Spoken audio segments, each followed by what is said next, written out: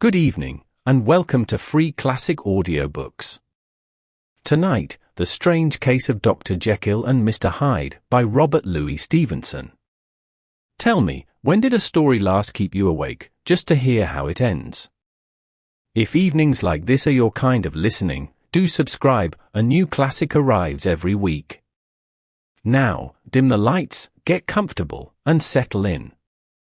Mr. Utterson the lawyer was a man of a rugged countenance that was never lighted by a smile, cold, scanty and embarrassed in discourse, backward in sentiment, lean, long, dusty, dreary and yet somehow lovable. At friendly meetings, and when the wine was to his taste, something eminently human beaconed from his eye, something indeed which never found its way into his talk, but which spoke not only in these silent symbols of the after-dinner face, but more often and loudly in the acts of his life. He was austere with himself, drank gin when he was alone, to mortify a taste for vintages, and though he enjoyed the theatre, had not crossed the doors of one for 20 years. But he had an approved tolerance for others, sometimes wondering, almost with envy, at the high pressure of spirits involved in their misdeeds, and in any extremity inclined to help rather than to reprove. "I incline to Cain's heresy," he used to say quaintly. "I let my brother go to the devil in his own way." In this character, it was frequently his fortune to be the last reputable acquaintance and the last good influence in the lives of down-going men. And to such as these, so long as they came about his chambers, he never marked a shade of change in his demeanour. No doubt the feat was easy to Mr. Utterson, for he was undemonstrative at the best, and even his friendship seemed to be founded in a similar catholicity of good nature. It is the mark of a modest man to accept his friendly circle ready-made from the hands of opportunity, and that was the lawyer's way. His friends were those of his own blood or those whom he had known the longest. His affections, like ivy, were the growth of time, they implied no aptness in the object. Hence, no doubt the bond that united him to Mr. Richard Enfield, his distant kinsman, the well-known man about town. It was a nut to crack for many, what these two could see in each other, or what subject they could find in common. It was reported by those who encountered them in their Sunday walks, that they said nothing, looked singularly dull and would hail with obvious relief the appearance of a friend. For all that, the two men put the greatest store by these excursions, counted them the chief jewel of each week, and not only set aside occasions of pleasure, but even resisted the calls of business, that they might enjoy them uninterrupted. It chanced on one of these rambles that their way led them down a by-street in a busy quarter of London. The street was small and what is called quiet, but it drove a thriving trade on the weekdays. The inhabitants were all doing well, it seemed, and all emulously hoping to do better still, and laying out the surplus of their gains in coquetry, so that the shop front stood along that thoroughfare with an air of invitation, like rows of smiling saleswomen. Even on Sunday, when it veiled its more florid charms and lay comparatively empty of passage, the street shone out in contrast to its dingy neighbourhood, like a fire in a forest, and with its freshly painted shutters, well-polished brasses, and general cleanliness and gaiety of note, instantly caught and pleased the eye of the passenger. Two doors from one corner, on the left hand going east, the line was broken by the entry of a court, and just at that point a certain sinister block of building thrust forward its gable on the street. It was 2 stories high, showed no window, nothing but a door on the lower story and a blind forehead of discoloured wall on the upper, and bore in every feature the marks of prolonged and sordid negligence. The door, which was equipped with neither bell nor knocker, was blistered and distained. Tramps slouched into the recess and struck matches on the panels, children kept shop upon the steps, the schoolboy had tried his knife on the mouldings, and for close on a generation, no one had appeared to drive away these random visitors or to repair their ravages. Mr. Enfield and the lawyer were on the other side of the by-street, but when they came abreast of the entry, the former lifted up his cane and pointed.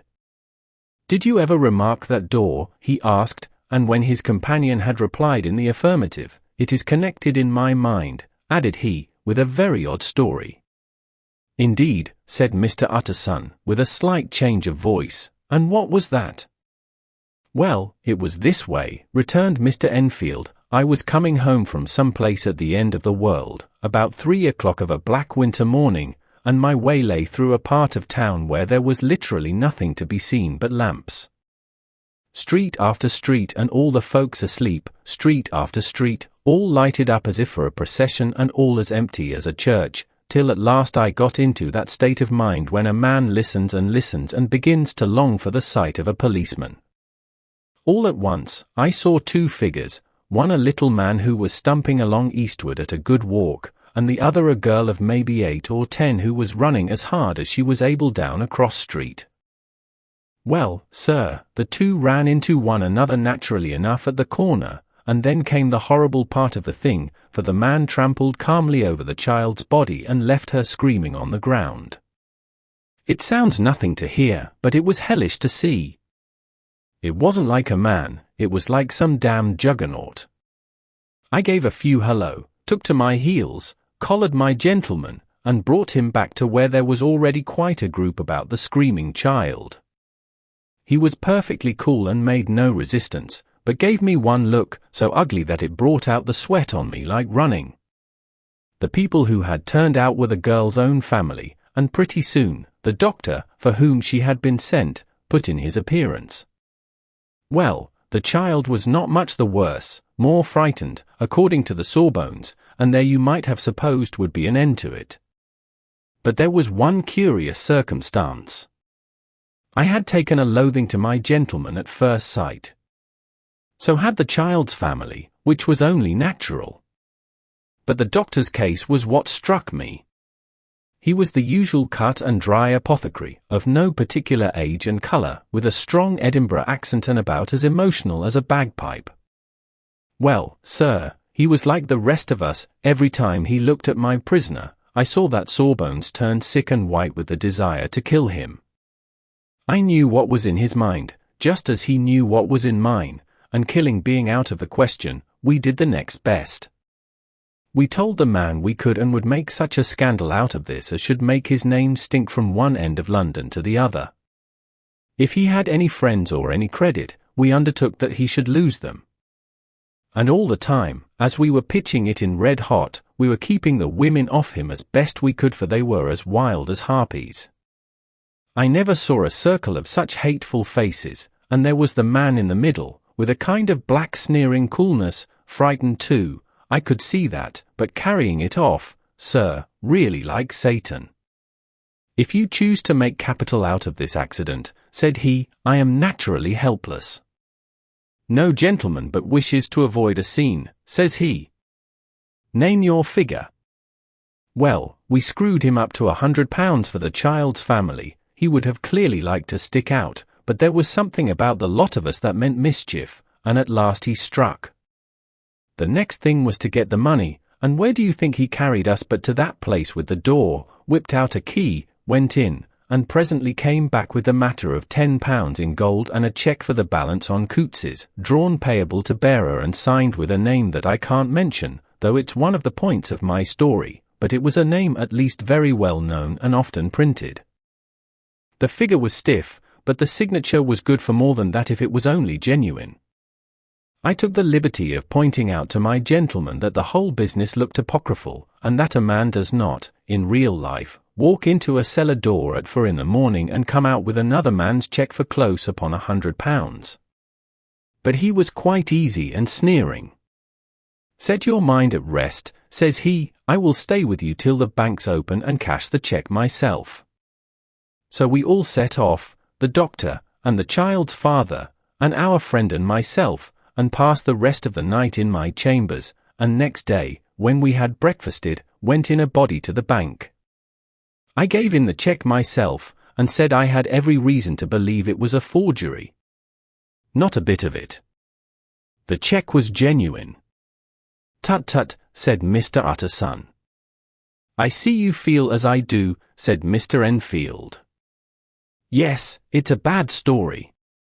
For my man was a fellow that nobody could have to do with, a really damnable man, and the person that drew the cheque is the very pink of the proprieties, celebrated too, and, what makes it worse, one of your fellows who do what they call good. Blackmail, I suppose, an honest man paying through the nose for some of the capers of his youth. Blackmail House is what I call the place with the door, in consequence. Though even that, you know, is far from explaining all, he added, and with the words fell into a vein of musing. From this he was recalled by Mr. Utterson asking rather suddenly, and you don't know if the drawer of the cheque lives there? A likely place, isn't it? Returned Mr. Enfield. But I happen to have noticed his address, he lives in some square or other. And you never asked about the place with the door, said Mr. Utterson. No, sir, I had a delicacy, was the reply. I feel very strongly about putting questions, it partakes too much of the style of the Day of Judgment. You start a question, and it's like starting a stone. You sit quietly on the top of a hill, and away the stone goes, starting others, and presently some bland old bird, the last you would have thought of, is knocked on the head in his own back garden and the family have to change their name. No, sir, I make it a rule of mine, the more it looks like Queer Street, the less I ask. A very good rule, too, said the lawyer. But I have studied the place for myself, continued Mr. Enfield. It seems scarcely a house. There is no other door, and nobody goes in or out of that one but, once in a great while, the gentleman of my adventure. There are 3 windows looking on the court on the first floor, none below, the windows are always shut but they're clean. And then there is a chimney which is generally smoking, so somebody must live there. And yet it's not so sure, for the buildings are so packed together about the court, that it's hard to say where one ends and another begins. The pair walked on again for a while in silence, and then Enfield, said Mr. Utterson, that's a good rule of yours. Yes, I think it is, returned Enfield. But for all that, continued the lawyer, there's one point I want to ask. I want to ask the name of that man who walked over the child. Well, said Mr. Enfield, I can't see what harm it would do. It was a man of the name of Hyde. H.M., said Mr. Utterson. What sort of a man is he to see? He is not easy to describe. There is something wrong with his appearance, something displeasing, something downright detestable. I never saw a man I so disliked, and yet I scarce know why. He must be deformed somewhere, he gives a strong feeling of deformity, although I couldn't specify the point. He's an extraordinary-looking man, and yet I really can name nothing out of the way. No, sir, I can make no hand of it, I can't describe him. And it's not want of memory, for I declare I can see him this moment. Mr. Utterson again walked some way in silence and obviously under a weight of consideration. You are sure he used a key? He inquired at last. My dear sir, began Enfield, surprised out of himself. Yes, I know, said Utterson, I know it must seem strange. The fact is, if I do not ask you the name of the other party, it is because I know it already. You see, Richard, your tale has gone home. If you have been inexact in any point you had better correct it. I think you might have warned me, returned the other with a touch of sullenness. But I have been pedantically exact, as you call it. The fellow had a key, and what's more, he has it still. I saw him use it not a week ago. Mr. Utterson sighed deeply but said never a word, and the young man presently resumed. Here is another lesson to say nothing, said he. I am ashamed of my long tongue. Let us make a bargain never to refer to this again. With all my heart, said the lawyer. I shake hands on that, Richard. Search for Mr. Hyde. That evening Mr. Utterson came home to his bachelor house in sombre spirits and sat down to dinner without relish. It was his custom of a Sunday, when this meal was over, to sit close by the fire, a volume of some dry divinity on his reading desk, until the clock of the neighbouring church rang out the hour of 12, when he would go soberly and gratefully to bed. On this night, however, as soon as the cloth was taken away, he took up a candle and went into his business room. There he opened his safe, took from the most private part of it a document endorsed on the envelope as Dr. Jekyll's will, and sat down with a clouded brow to study its contents.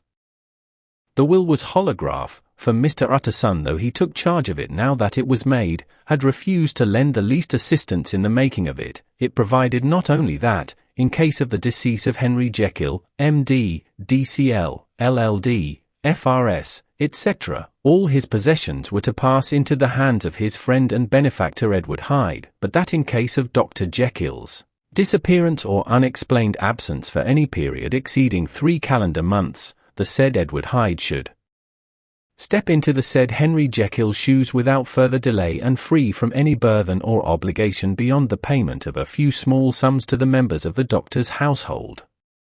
This document had long been the lawyer's eyesore. It offended him both as a lawyer and as a lover of the sane and customary sides of life, to whom the fanciful was the immodest. And hitherto it was his ignorance of Mr. Hyde that had swelled his indignation. Now, by a sudden turn, it was his knowledge. It was already bad enough when the name was but a name of which he could learn no more. It was worse when it began to be clothed upon with detestable attributes, and out of the shifting, insubstantial mists that had so long baffled his eye, there leaped up the sudden, definite presentment of a fiend. "I thought it was madness," he said, as he replaced the obnoxious paper in the safe, "and now I begin to fear it is disgrace." With that he blew out his candle, put on a greatcoat, and set forth in the direction of Cavendish Square, that citadel of medicine, where his friend, the great Dr. Lanyon, had his house and received his crowding patients. If anyone knows, it will be Lanyon, he had thought. The solemn butler knew and welcomed him. He was subjected to no stage of delay, but ushered direct from the door to the dining-room where Dr. Lanyon sat alone over his wine. This was a hearty, healthy, dapper, red-faced gentleman, with a shock of hair prematurely white, and a boisterous and decided manner. At sight of Mr. Utterson, he sprang up from his chair and welcomed him with both hands. The geniality, as was the way of the man, was somewhat theatrical to the eye, but it reposed on genuine feeling. For these two were old friends, old mates both at school and college, both thorough respecters of themselves and of each other, and what does not always follow, men who thoroughly enjoyed each other's company. After a little rambling talk, the lawyer led up to the subject which so disagreeably preoccupied his mind. "I suppose, Lanyon," said he, "you and I must be the two oldest friends that Henry Jekyll has." "I wish the friends were younger," chuckled Dr. Lanyon. "But I suppose we are." "And what of that?" "I see little of him now." "Indeed," said Utterson. "I thought you had a bond of common interest." "We had," was the reply. "But it is more than 10 years since Henry Jekyll became too fanciful for me. He began to go wrong in mind, and though of course I continue to take an interest in him for old sake's sake, as they say, I see and I have seen devilish little of the man." "Such unscientific balderdash," added the doctor, flushing suddenly purple, "would have estranged Damon and Pythias." This little spirit of temper was somewhat of a relief to Mr. Utterson. They have only differed on some point of science, he thought, and being a man of no scientific passions, except in the matter of conveyancing, he even added, it is nothing worse than that. He gave his friend a few seconds to recover his composure, and then approached the question he had come to put. "Did you ever come across a protégé of his, one Hyde?" he asked. "Hyde," repeated Lanyon. "No. Never heard of him. Since my time." That was the amount of information that the lawyer carried back with him to the great, dark bed on which he tossed to and fro, until the small hours of the morning began to grow large. It was a night of little ease to his toiling mind, toiling in mere darkness and besieged by questions. 6 o'clock struck on the bells of the church that was so conveniently near to Mr. Utterson's dwelling, and still he was digging at the problem. Hitherto it had touched him on the intellectual side alone, but now his imagination also was engaged, or rather enslaved, and as he lay and tossed in the gross darkness of the night and the curtained room, Mr. Enfield's tale went by before his mind in a scroll of lighted pictures. He would be aware of the great field of lamps of a nocturnal city, then of the figure of a man walking swiftly, then of a child running from the doctor's, and then these met, and that human juggernaut trod the child down and passed on regardless of her screams. Or else he would see a room in a rich house, where his friend lay asleep, dreaming and smiling at his dreams, and then the door of that room would be opened, the curtains of the bed plucked apart, the sleeper recalled, and lo! There would stand by his side a figure to whom power was given, and even at that dead hour, he must rise and do its bidding. The figure in these two phases haunted the lawyer all night, and if at any time he dozed over, it was but to see it glide more stealthily through sleeping houses, or move the more swiftly and still the more swiftly, even to dizziness, through wider labyrinths of lamplight city, and at every street corner crush a child and leave her screaming. And still the figure had no face by which he might know it, even in his dreams. It had no face, or one that baffled him and melted before his eyes, and thus it was that there sprang up and grew apace in the lawyer's mind a singularly strong, almost an inordinate, curiosity to behold the features of the real Mr. Hyde. If he could but once set eyes on him, he thought the mystery would lighten and perhaps roll altogether away, as was the habit of mysterious things when well examined. He might see a reason for his friend's strange preference or bondage, call it which you please, and even for the startling clauses of the will. At least it would be a face worth seeing, the face of a man who was without bowels of mercy, a face which had but to show itself to raise up, in the mind of the unimpressionable Enfield, a spirit of enduring hatred. From that time forward, Mr. Utterson began to haunt the door in the by-street of shops. In the morning before office hours, at noon when business was plenty and time scarce, at night under the face of the fogged city moon, by all lights and at all hours of solitude or concourse, the lawyer was to be found on his chosen post. If he be Mr. Hyde, he had thought, I shall be Mr. Seek. And at last his patience was rewarded. It was a fine dry night, frost in the air, the streets as clean as a ballroom floor, the lamps, unshaken by any wind, drawing a regular pattern of light and shadow. By 10 o'clock, when the shops were closed, the by-street was very solitary and, in spite of the low growl of London from all round, very silent. Small sounds carried far, domestic sounds out of the houses were clearly audible on either side of the roadway, and the rumour of the approach of any passenger preceded him by a long time. Mr. Utterson had been some minutes at his post, when he was aware of an odd light footstep drawing near. In the course of his nightly patrols, he had long grown accustomed to the quaint effect with which the footfalls of a single person, while he is still a great way off, suddenly spring out distinct from the vast hum and clatter of the city.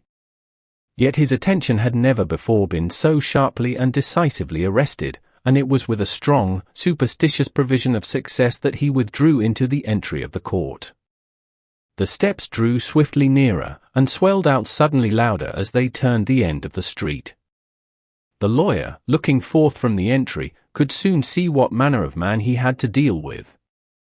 He was small and very plainly dressed, and the look of him, even at that distance, went somehow strongly against the watcher's inclination. But he made straight for the door, crossing the roadway to save time, and as he came, he drew a key from his pocket like one approaching home. Mr. Utterson stepped out and touched him on the shoulder as he passed. Mr. Hyde, I think. Mr. Hyde shrank back with a hissing intake of the breath. But his fear was only momentary, and though he did not look the lawyer in the face, he answered coolly enough, "That is my name." "What do you want?" "I see you are going in," returned the lawyer. "I am an old friend of Dr. Jekyll's, Mr. Utterson of Gaunt Street. You must have heard of my name, and meeting you so conveniently, I thought you might admit me." "You will not find Dr. Jekyll, he is from home," replied Mr. Hyde, blowing in the key. And then suddenly, but still without looking up, "How did you know me?" he asked. "On your side," said Mr. Utterson. "Will you do me a favour?" "With pleasure," replied the other. "What shall it be?" "Will you let me see your face? asked the lawyer. Mr. Hyde appeared to hesitate, and then, as if upon some sudden reflection, fronted about with an air of defiance, and the pair stared at each other pretty fixedly for a few seconds. "Now I shall know you again," said Mr. Utterson. "It may be useful." "Yes," returned Mr. Hyde, "it is as well we have met, and apropos, you should have my address." And he gave a number of a street in Soho. Good God, thought Mr. Utterson, can he, too, have been thinking of the will? But he kept his feelings to himself and only grunted in acknowledgment of the address. "And now," said the other, "how did you know me?" "By description," was the reply. "Whose description?" "We have common friends," said Mr. Utterson. "Common friends," echoed Mr. Hyde, a little hoarsely. "Who are they?" "Jekyll, for instance," said the lawyer. "He never told you," cried Mr. Hyde, with a flush of anger. "I did not think you would have lied." "Come," said Mr. Utterson, "that is not fitting language." The other snarled aloud into a savage laugh, and the next moment, with extraordinary quickness, he had unlocked the door and disappeared into the house. The lawyer stood a while when Mr. Hyde had left him, the picture of disquietude.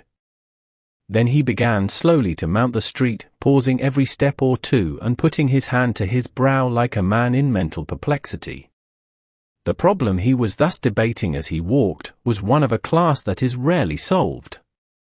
Mr. Hyde was pale and dwarfish, he gave an impression of deformity without any nameable malformation, he had a displeasing smile, he had borne himself to the lawyer with a sort of murderous mixture of timidity and boldness, and he spoke with a husky, whispering and somewhat broken voice. All these were points against him, but not all of these together could explain the hitherto unknown disgust, loathing and fear with which Mr. Utterson regarded him. "There must be something else," said the perplexed gentleman. "There is something more, if I could find a name for it. God bless me, the man seems hardly human. Something troglodytic, shall we say? Or can it be the old story of Dr. Fell?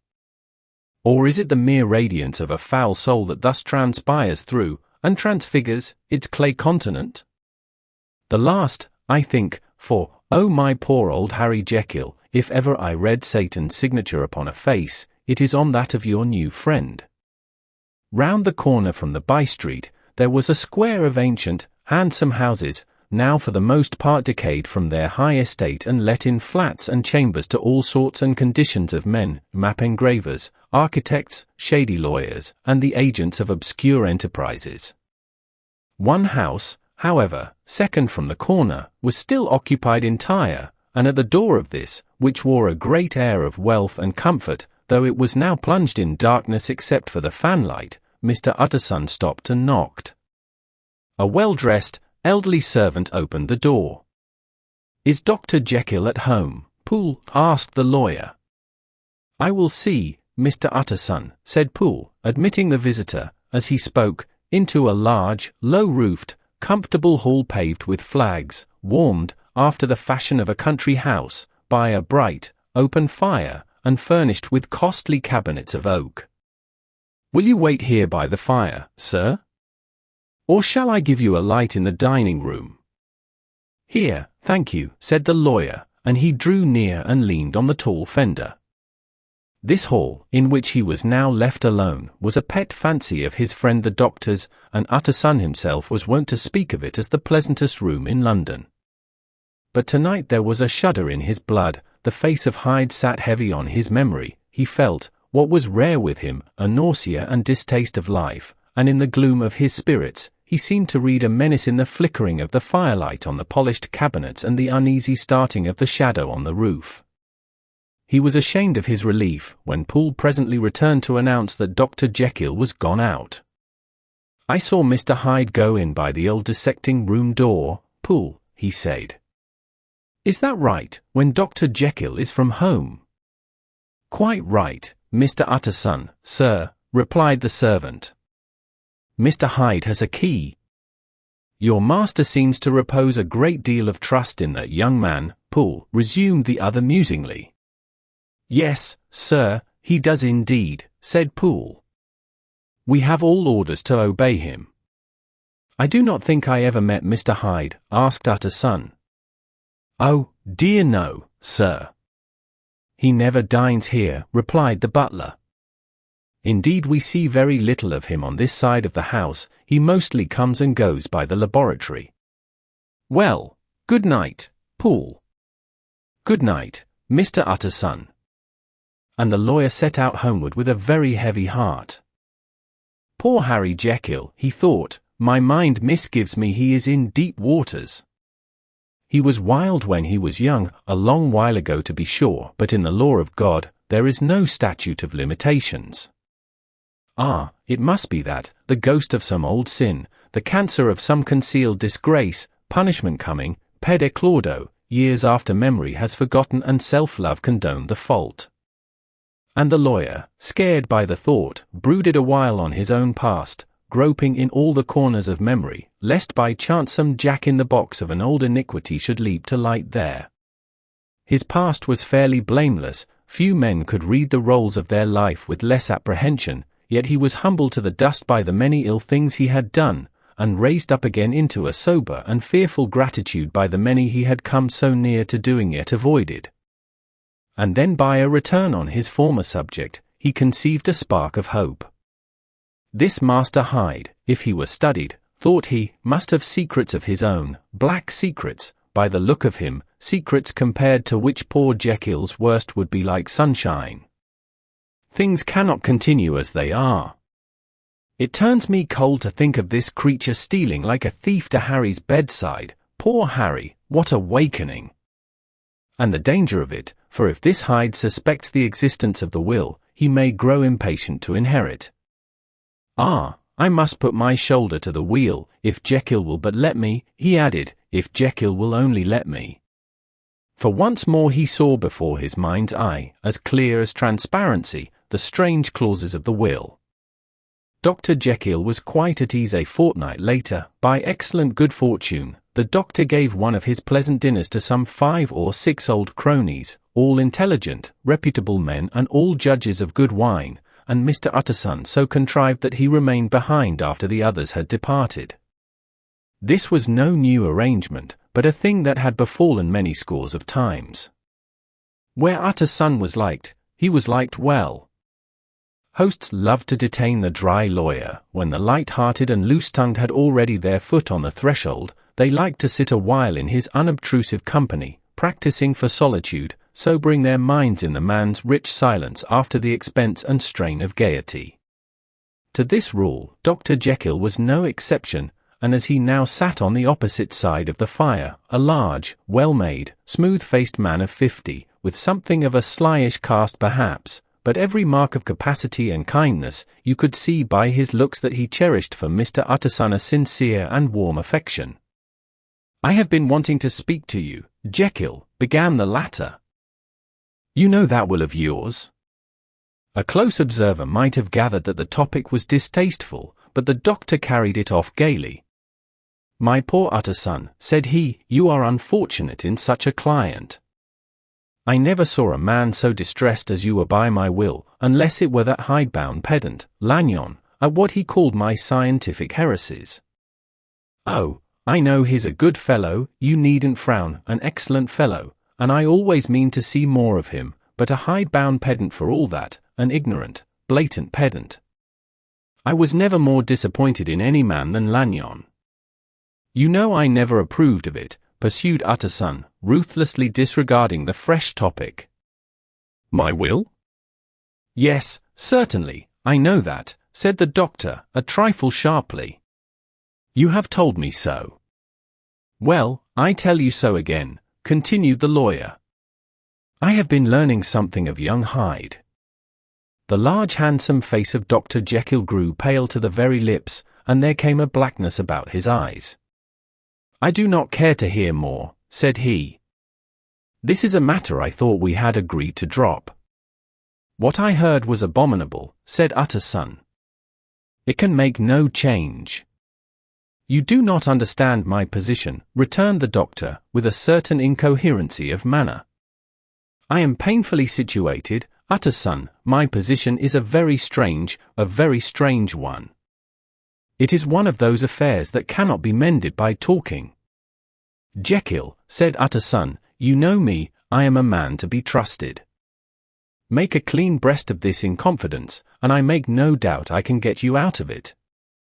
My good Utterson, said the doctor, this is very good of you, this is downright good of you, and I cannot find words to thank you in. I believe you fully, I would trust you before any man alive, before myself, if I could make the choice, but indeed it isn't what you fancy, it is not as bad as that, and just to put your good heart at rest, I will tell you one thing, the moment I choose, I can be rid of Mr. Hyde. I give you my hand upon that, and I thank you again and again, and I will just add one little word, Utterson, that I'm sure you'll take in good part, this is a private matter, and I beg of you to let it sleep. Utterson reflected a little, looking in the fire. I have no doubt you are perfectly right, he said at last, getting to his feet. Well, but since we have touched upon this business, and for the last time I hope, continued the doctor, there is one point I should like you to understand. I have really a very great interest in poor Hyde. I know you have seen him, he told me so, and I fear he was rude. But I do sincerely take a very great interest in that young man, and if I am taken away, Utterson, I wish you to promise me that you will bear with him and get his rights for him. I think you would, if you knew all, and it would be a weight off my mind if you would promise. I can't pretend that I shall ever like him, said the lawyer. I don't ask that, pleaded Jekyll, laying his hand upon the other's arm. I only ask for justice, I only ask you to help him for my sake, when I am no longer here. Utterson heaved an irrepressible sigh. Well, said he, I promise. The Carew murder case nearly a year later, in the month of October, 18, London was startled by a crime of singular ferocity and rendered all the more notable by the high position of the victim. The details were few and startling. A maid-servant living alone in a house not far from the river had gone upstairs to bed about 11. Although a fog rolled over the city in the small hours, the early part of the night was cloudless, and the lane, which the maid's window overlooked, was brilliantly lit by the full moon. It seems she was romantically given, for she sat down upon her box, which stood immediately under the window, and fell into a dream of musing. Never, she used to say, with streaming tears, when she narrated that experience, never had she felt more at peace with all men or thought more kindly of the world. And as she so sat she became aware of an aged beautiful gentleman with white hair, drawing near along the lane, and advancing to meet him, another and very small gentleman, to whom at first she paid less attention. When they had come within speech, which was just under the maid's eyes, the older man bowed and accosted the other with a very pretty manner of politeness. It did not seem as if the subject of his address were of great importance, indeed, from his pointing, it sometimes appeared as if he were only inquiring his way, but the moon shone on his face as he spoke, and the girl was pleased to watch it. It seemed to breathe such an innocent and old-world kindness of disposition, yet with something high too, as of a well-founded self-content. Presently her eye wandered to the other, and she was surprised to recognize in him a certain Mr. Hyde, who had once visited her master and for whom she had conceived a dislike. He had in his hand a heavy cane, with which he was trifling, but he answered never a word, and seemed to listen with an ill-contained impatience. And then all of a sudden he broke out in a great flame of anger, stamping with his foot, brandishing the cane, and carrying on, as the maid described it, like a madman. The old gentleman took a step back, with the air of one very much surprised and a trifle hurt, and at that Mr. Hyde broke out of all bounds and clubbed him to the earth. And next moment, with ape-like fury, he was trampling his victim underfoot and hailing down a storm of blows, under which the bones were audibly shattered and the body jumped upon the roadway. At the horror of these sights and sounds, the maid fainted. It was 2 o'clock when she came to herself and called for the police. The murderer was gone long ago, but there lay his victim in the middle of the lane, incredibly mangled. The stick with which the deed had been done, although it was of some rare and very tough and heavy wood, had broken in the middle under the stress of this insensate cruelty, and one splintered half had rolled in the neighbouring gutter, the other, without doubt, had been carried away by the murderer. A purse and gold watch were found upon the victim, but no cards or papers, except a sealed and stamped envelope, which he had been probably carrying to the post, and which bore the name and address of Mr. Utterson. This was brought to the lawyer the next morning, before he was out of bed, and he had no sooner seen it and been told the circumstances, than he shot out a solemn lip. "I shall say nothing till I have seen the body," said he. "This may be very serious. Have the kindness to wait while I dress." And with the same grave countenance he hurried through his breakfast and drove to the police station, whither the body had been carried. As soon as he came into the cell, he nodded. "Yes," said he, "I recognize him. I am sorry to say that this is Sir Danvers Carew." "Good God, sir," exclaimed the officer, "is it possible?" And the next moment his eye lighted up with professional ambition. "This will make a deal of noise," he said. "And perhaps you can help us to the man." And he briefly narrated what the maid had seen, and showed the broken stick.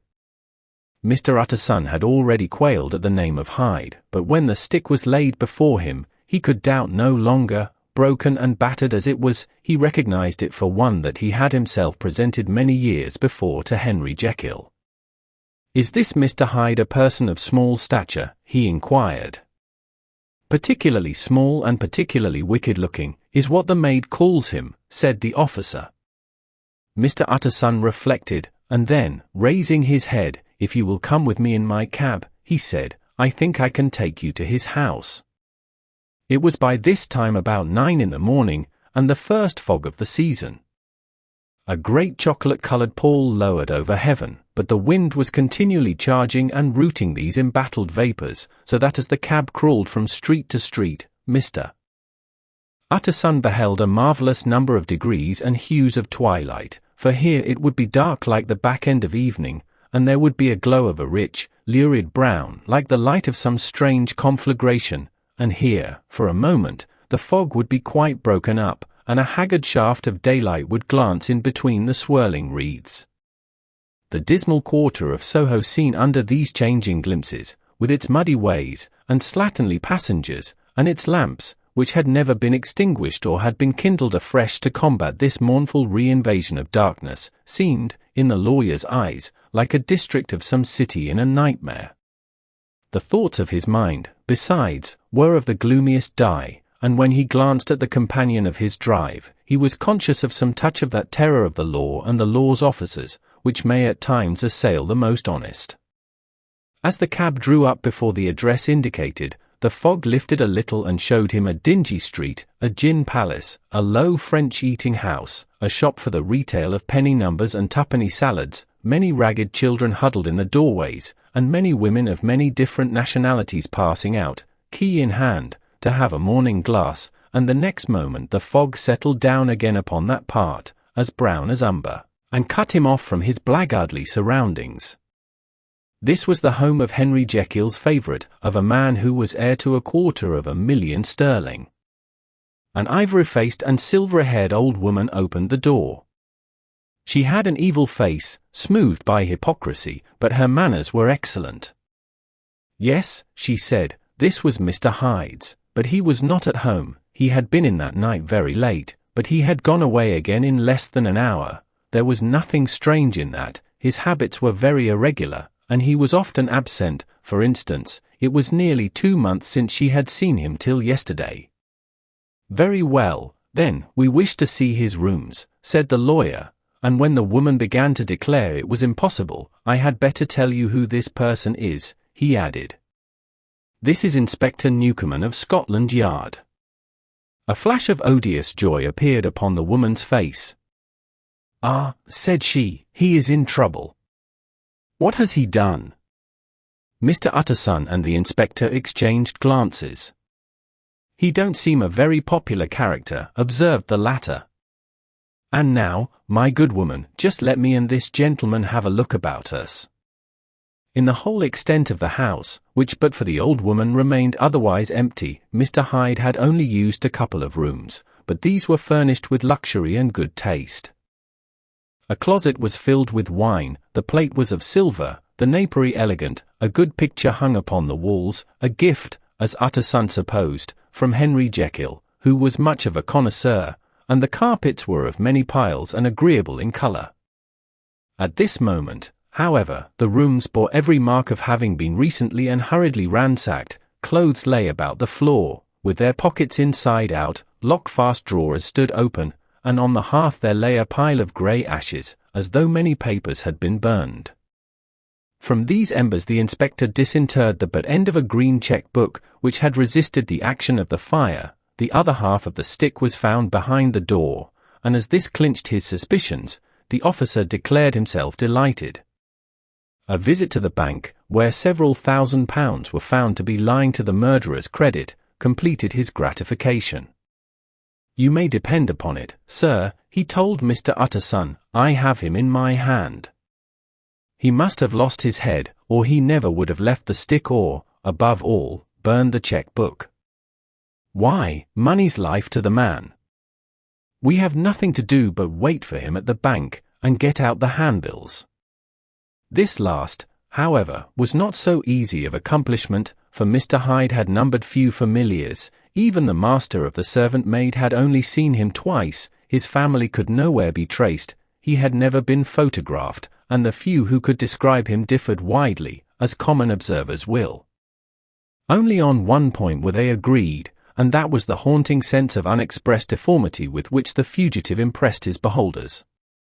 Incident of the letter: it was late in the afternoon, when Mr. Utterson found his way to Dr. Jekyll's door, where he was at once admitted by Poole, and carried down by the kitchen offices and across a yard which had once been a garden, to the building which was indifferently known as the laboratory or dissecting rooms. The doctor had bought the house from the heirs of a celebrated surgeon, and his own tastes being rather chemical than anatomical, had changed the destination of the block at the bottom of the garden. It was the first time that the lawyer had been received in that part of his friend's quarters, and he eyed the dingy, windowless structure with curiosity, and gazed round with a distasteful sense of strangeness as he crossed the theatre, once crowded with eager students and now lying gaunt and silent, the tables laden with chemical apparatus, the floor strewn with crates and littered with packing straw, and the light falling dimly through the foggy cupola. At the further end, a flight of stairs mounted to a door covered with red baize, and through this, Mr. Utterson was at last received into the doctor's cabinet. It was a large room fitted round with glass presses, furnished, among other things, with a cheval glass and a business table, and looking out upon the court by 3 dusty windows barred with iron. The fire burned in the grate, a lamp was set lighted on the chimney shelf, for even in the houses the fog began to lie thickly, and there, close up to the warmth, sat Dr. Jekyll, looking deathly sick. He did not rise to meet his visitor, but held out a cold hand and bade him welcome in a changed voice. "And now," said Mr. Utterson, as soon as Poole had left them, "you have heard the news." The doctor shuddered. "They were crying it in the square," he said. "I heard them in my dining room." "One word," said the lawyer. "Carew was my client, but so are you, and I want to know what I am doing. You have not been mad enough to hide this fellow?" "Utterson, I swear to God," cried the doctor, "I swear to God I will never set eyes on him again. I bind my honour to you that I am done with him in this world. It is all at an end. And indeed he does not want my help. You do not know him as I do. He is safe, he is quite safe, mark my words, he will never more be heard of." The lawyer listened gloomily. He did not like his friend's feverish manner. "You seem pretty sure of him," said he, "and for your sake, I hope you may be right. If it came to a trial, your name might appear." "I am quite sure of him," replied Jekyll. "I have grounds for certainty that I cannot share with anyone. But there is one thing on which you may advise me. I have received a letter, and I am at a loss whether I should show it to the police. I should like to leave it in your hands. Utterson, you would judge wisely, I am sure. I have so great a trust in you. You fear, I suppose, that it might lead to his detection, asked the lawyer. No, said the other. I cannot say that I care what becomes of Hyde. I am quite done with him. I was thinking of my own character, which this hateful business has rather exposed. Utterson ruminated a while. He was surprised at his friend's selfishness, and yet relieved by it. Well, said he, at last, let me see the letter. The letter was written in an odd, upright hand and signed Edward Hyde, and it signified, briefly enough, that the writer's benefactor, Dr. Jekyll, whom he had long so unworthily repaid for 1,000 generosities, need labour under no alarm for his safety, as he had means of escape on which he placed a sure dependence. The lawyer liked this letter well enough. It put a better colour on the intimacy than he had looked for, and he blamed himself for some of his past suspicions. Have you the envelope? He asked. I burned it, replied Jekyll, before I thought what I was about. But it bore no postmark. The note was handed in. Shall I keep this and sleep upon it? Asked Utterson. I wish you to judge for me entirely, was the reply. I have lost confidence in myself. Well, I shall consider, returned the lawyer. And now one word more. It was Hyde who dictated the terms in your will about that disappearance. The doctor seemed seized with a qualm of faintness. He shut his mouth tight and nodded. I knew it, said Utterson. He meant to murder you. You had a fine escape. I have had what is far more to the purpose, returned the doctor solemnly. I have had a lesson, oh God, Utterson, what a lesson I have had. And he covered his face for a moment with his hands. On his way out, the lawyer stopped and had a word or two with Poole. By the by, said he, there was a letter handed in today. What was the messenger like? But Poole was positive nothing had come except by post, and only circulars by that, he added. This news sent off the visitor with his fears renewed. Plainly the letter had come by the laboratory door, possibly, indeed, it had been written in the cabinet, and if that were so, it must be differently judged, and handled with the more caution. The newsboys, as he went, were crying themselves hoarse along the footways, special edition. Shocking murder of an MP.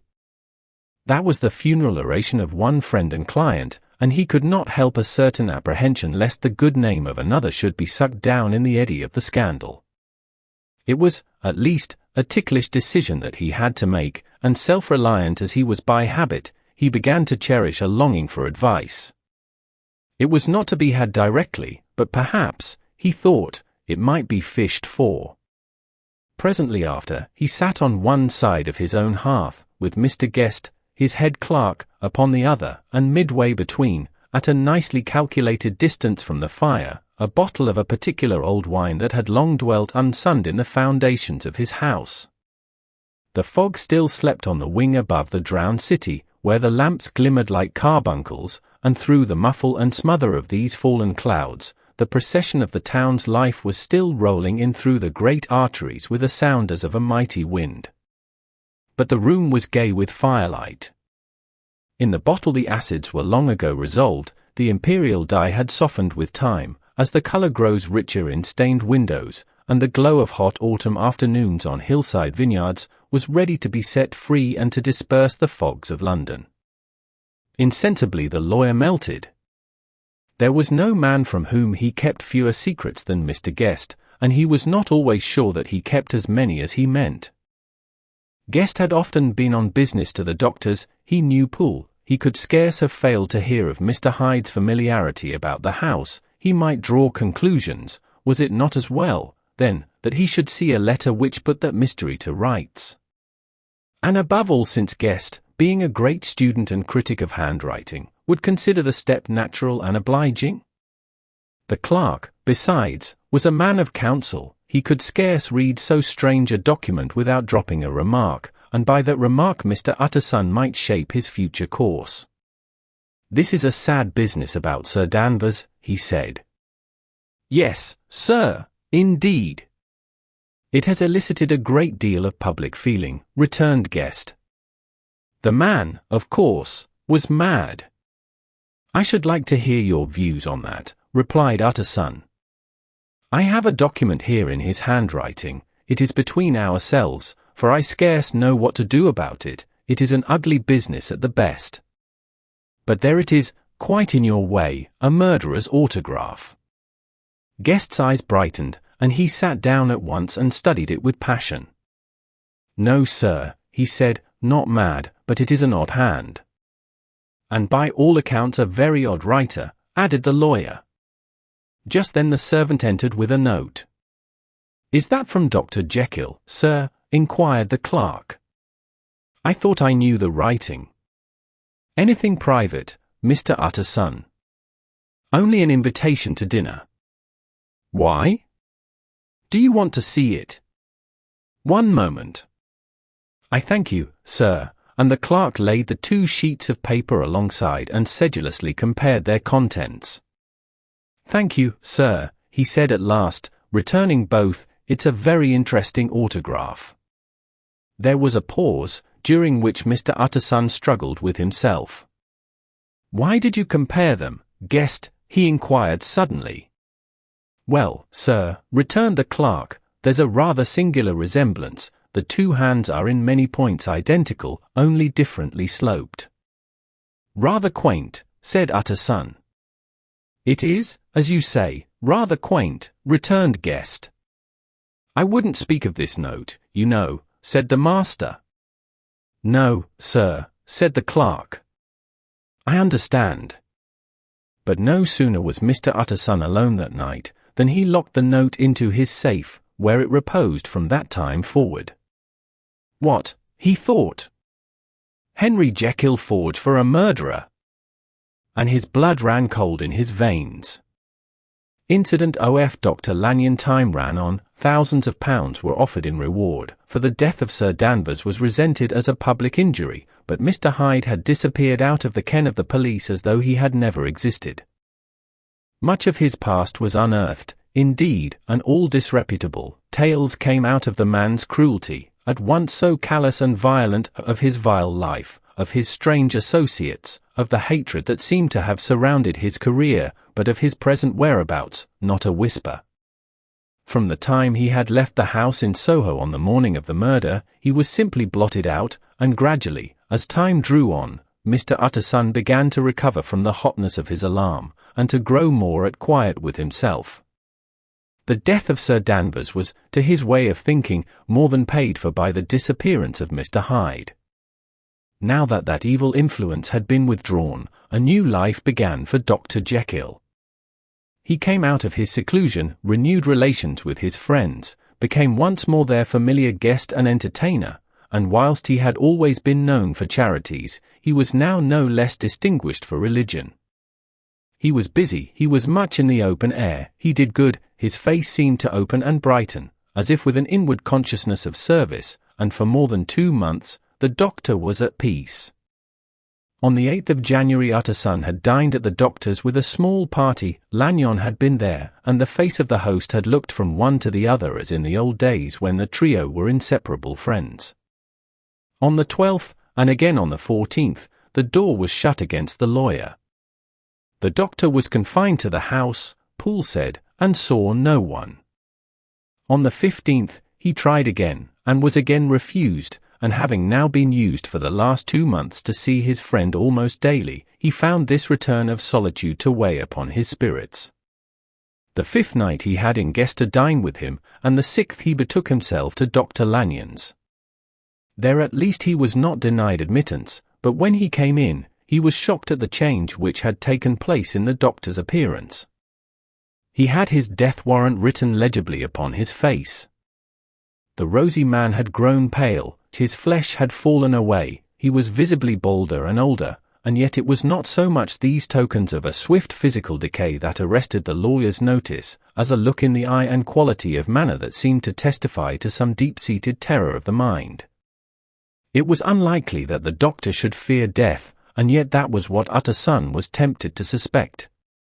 Yes, he thought, he is a doctor, he must know his own state and that his days are counted, and the knowledge is more than he can bear.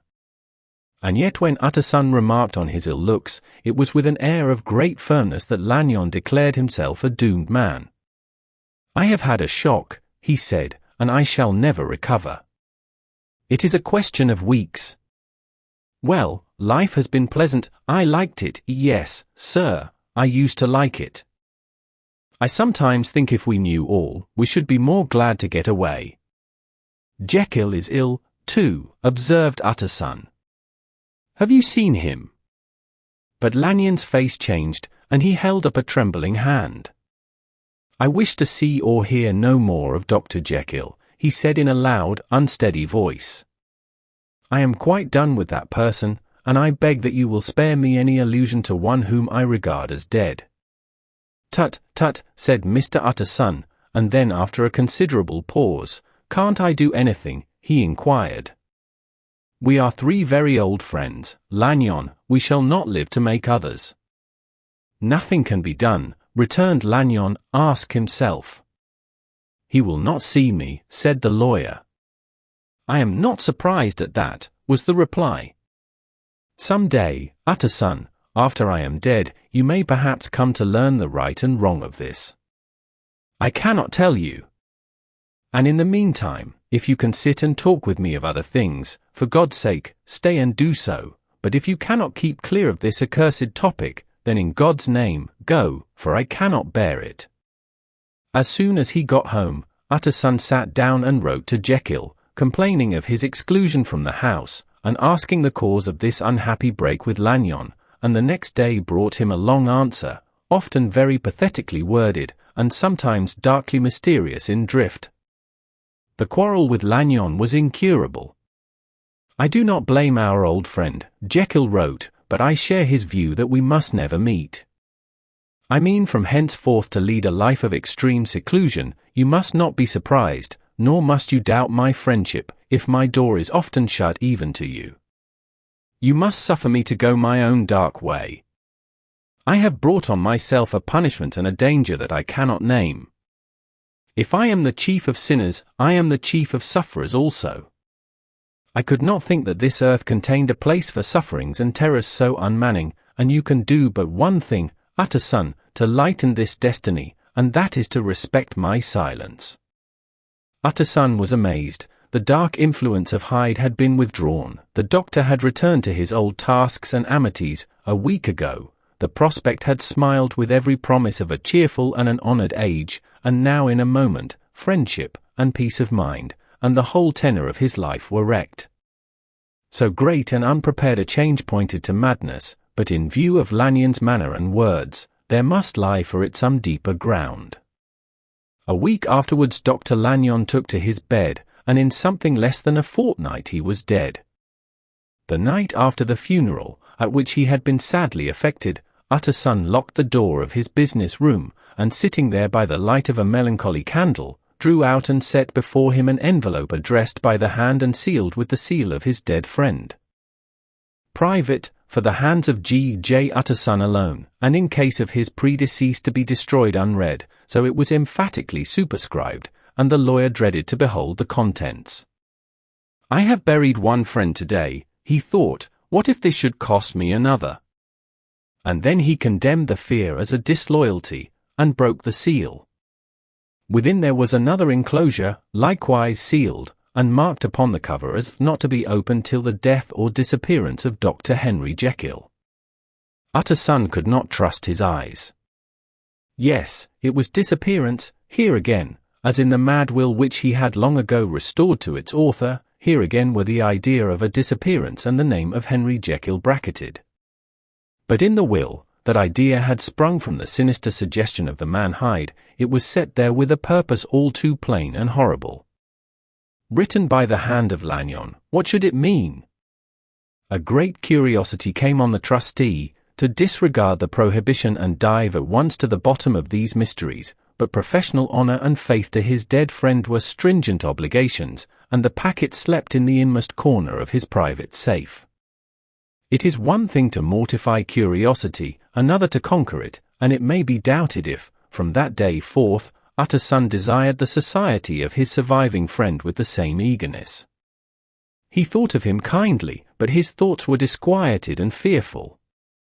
He went to call indeed, but he was perhaps relieved to be denied admittance, perhaps, in his heart, he preferred to speak with Poole upon the doorstep and surrounded by the air and sounds of the open city, rather than to be admitted into that house of voluntary bondage, and to sit and speak with its inscrutable recluse. Poole had, indeed, no very pleasant news to communicate. The doctor, it appeared, now more than ever confined himself to the cabinet over the laboratory, where he would sometimes even sleep. He was out of spirits, he had grown very silent, he did not read, it seemed as if he had something on his mind. Utterson became so used to the unvarying character of these reports, that he fell off little by little in the frequency of his visits. Incident at the window. It chanced on Sunday, when Mr. Utterson was on his usual walk with Mr. Enfield, that their way lay once again through the by-street, and that when they came in front of the door, both stopped to gaze on it. "Well," said Enfield, "that story's at an end at least. We shall never see more of Mr. Hyde." "I hope not," said Utterson. "Did I ever tell you that I once saw him, and shared your feeling of repulsion?"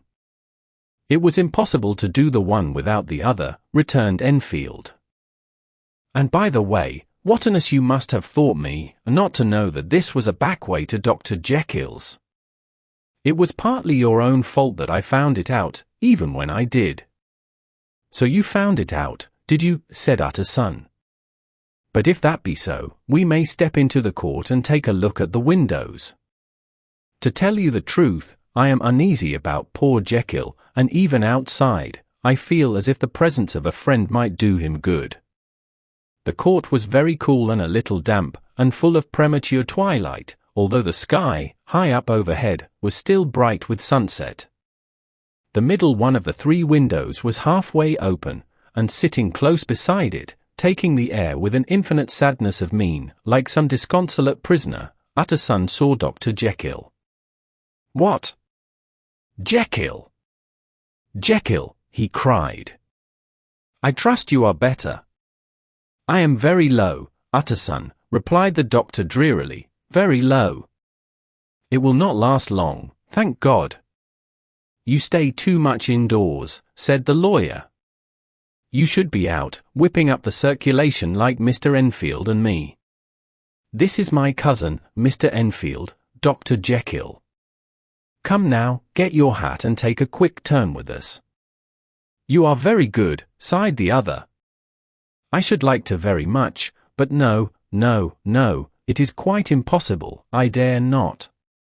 "But indeed, Utterson, I am very glad to see you, this is really a great pleasure. I would ask you and Mr. Enfield up, but the place is really not fit." "Why, then," said the lawyer, good-naturedly, "the best thing we can do is to stay down here and speak with you from where we are." "That is just what I was about to venture to propose," returned the doctor with a smile. But the words were hardly uttered, before the smile was struck out of his face and succeeded by an expression of such abject terror and despair, as froze the very blood of the two gentlemen below. They saw it but for a glimpse, for the window was instantly thrust down, but that glimpse had been sufficient, and they turned and left the court without a word. In silence, too, they traversed the by-street, and it was not until they had come into a neighbouring thoroughfare, where even upon a Sunday there were still some stirrings of life, that Mr. Utterson at last turned and looked at his companion. They were both pale, and there was an answering horror in their eyes. God forgive us," said Mr. Utterson. But Mr. Enfield only nodded his head very seriously, and walked on once more in silence. The last night Mr. Utterson was sitting by his fireside one evening after dinner, when he was surprised to receive a visit from Poole. "Bless me, Poole, what brings you here?" he cried, and then taking a second look at him, "What ails you?" he added. "Is the doctor ill?" "Mr. Utterson," said the man, "there is something wrong." "Take a seat, and here is a glass of wine for you," said the lawyer. "Now, take your time, and tell me plainly what you want. You know the doctor's ways, sir," replied Poole, "and how he shuts himself up." "Well, he's shut up again in the cabinet, and I don't like it, sir. I wish I may die if I like it." "Mr. Utterson, sir, I'm afraid." "Now, my good man," said the lawyer, "be explicit. What are you afraid of?" "I've been afraid for about a week," returned Poole, doggedly disregarding the question, "and I can bear it no more." The man's appearance amply bore out his words. His manner was altered for the worse, and except for the moment when he had first announced his terror, he had not once looked the lawyer in the face. Even now, he sat with a glass of wine untasted on his knee, and his eyes directed to a corner of the floor. "I can bear it no more," he repeated. "Come," said the lawyer, "I see you have some good reason, Poole. I see there is something seriously amiss. Try to tell me what it is." "I think there's been foul play," said Poole, hoarsely. "Foul play," cried the lawyer, a good deal frightened and rather inclined to be irritated in consequence. "What foul play? What does the man mean?" "I daren't say, sir," was the answer, "but will you come along with me and see for yourself?" Mr. Utterson's only answer was to rise and get his hat and greatcoat, but he observed with wonder the greatness of the relief that appeared upon the butler's face, and perhaps with no less, that the wine was still untasted when he set it down to follow. It was a wild, cold, seasonable night of March, with a pale moon lying on her back as though the wind had tilted her, and flying rack of the most diaphanous and lawny texture. The wind made talking difficult, and flecked the blood into the face. It seemed to have swept the streets unusually bare of passengers, besides, for Mr. Utterson thought he had never seen that part of London so deserted. He could have wished it otherwise. Never in his life had he been conscious of so sharp a wish to see and touch his fellow creatures, for struggle as he might, there was borne in upon his mind a crushing anticipation of calamity. The square, when they got there, was full of wind and dust, and the thin trees in the garden were lashing themselves along the railing. Poole, who had kept all the way a pace or two ahead, now pulled up in the middle of the pavement, and in spite of the biting weather, took off his hat and mopped his brow with a red pocket handkerchief. But for all the hurry of his coming, these were not the dews of exertion that he wiped away, but the moisture of some strangling anguish, for his face was white and his voice, when he spoke, harsh and broken. "Well, sir," he said, "here we are, and God grant there be nothing wrong." "Amen, Poole," said the lawyer. Thereupon the servant knocked in a very guarded manner, the door was opened on the chain, and a voice asked from within, "Is that you, Poole?" "It's all right," said Poole. "Open the door." The hall, when they entered it, was brightly lighted up, the fire was built high, and about the hearth the whole of the servants, men and women, stood huddled together like a flock of sheep. At the sight of Mr. Utterson, the housemaid broke into hysterical whimpering, and the cook, crying out "Bless God!" "It's Mr. Utterson," ran forward as if to take him in her arms. What? "Are you all here?" said the lawyer peevishly. "Very irregular, very unseemly, your master would be far from pleased." "They're all afraid," said Poole. Blank silence followed, no one protesting, only the maid lifted her voice and now wept loudly. "Hold your tongue," Poole said to her, with a ferocity of accent that testified to his own jangled nerves, and indeed, when the girl had so suddenly raised the note of her lamentation, they had all started and turned towards the inner door with faces of dreadful expectation. "And now," continued the butler, addressing the knife boy, "reach me a candle, and we'll get this through hands at once." And then he begged Mr. Utterson to follow him, and led the way to the back garden. "Now, sir," said he, "you come as gently as you can. I want you to hear, and I don't want you to be heard. And see here, sir, if by any chance he was to ask you in, don't go." Mr. Utterson's nerves, at this unlooked-for termination, gave a jerk that nearly threw him from his balance, but he recollected his courage and followed the butler into the laboratory building through the surgical theatre, with its lumber of crates and bottles, to the foot of the stair. Here Poole motioned him to stand on one side and listen, while he himself, setting down the candle and making a great and obvious call on his resolution, mounted the steps and knocked with a somewhat uncertain hand on the red baize of the cabinet door. "Mr. Utterson, sir, asking to see you," he called, and even as he did so, once more violently signed to the lawyer to give ear. A voice answered from within. "Tell him I cannot see anyone," it said complainingly. "Thank you, sir," said Poole, with a note of something like triumph in his voice, and taking up his candle, he led Mr. Utterson back across the yard and into the great kitchen, where the fire was out and the beetles were leaping on the floor. "Sir," he said, looking Mr. Utterson in the eyes, "was that my master's voice?" "It seems much changed," replied the lawyer, very pale, but giving look for look. "Changed?" "Well, yes, I think so," said the butler. "Have I been 20 years in this man's house, to be deceived about his voice?" "No, sir, master's made away with. He was made away with 8 days ago, when we heard him cry out upon the name of God, and who's in there instead of him, and why it stays there, is a thing that cries to heaven, Mr. Utterson." "That is a very strange tale, Poole. This is rather a wild tale, my man," said Mr. Utterson, biting his finger. "Suppose it were as you suppose, supposing Dr. Jekyll to have been, well, murdered, what could induce the murderer to stay?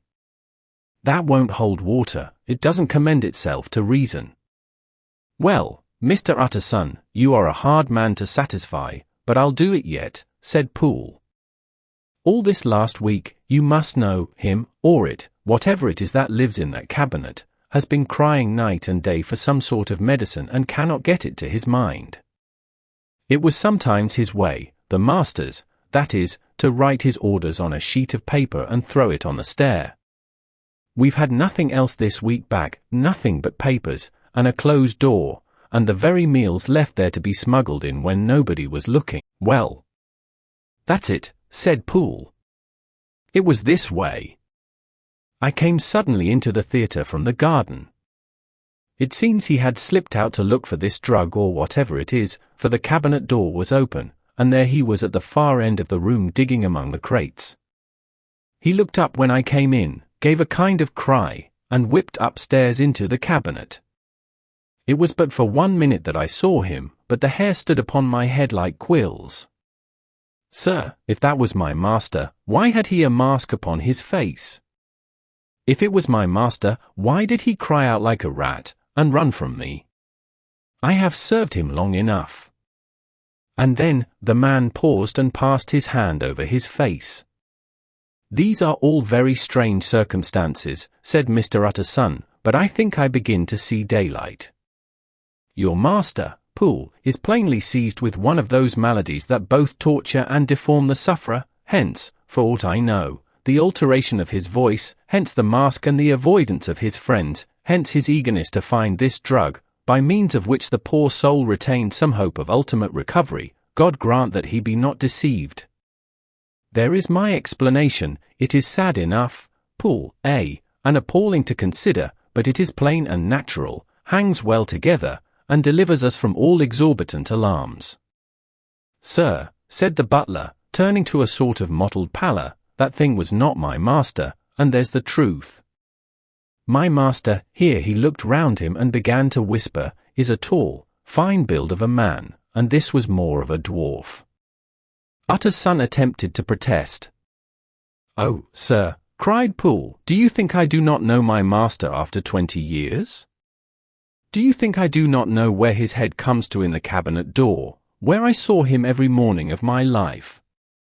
No, sir, that thing in the mask was never Dr. Jekyll. God knows what it was, but it was never Dr. Jekyll, and it is the belief of my heart that there was murder done." "Poole," replied the lawyer, "if you say that, it will become my duty to make certain. Much as I desire to spare your master's feelings, much as I am puzzled by this note which seems to prove him to be still alive, I shall consider it my duty to break in that door."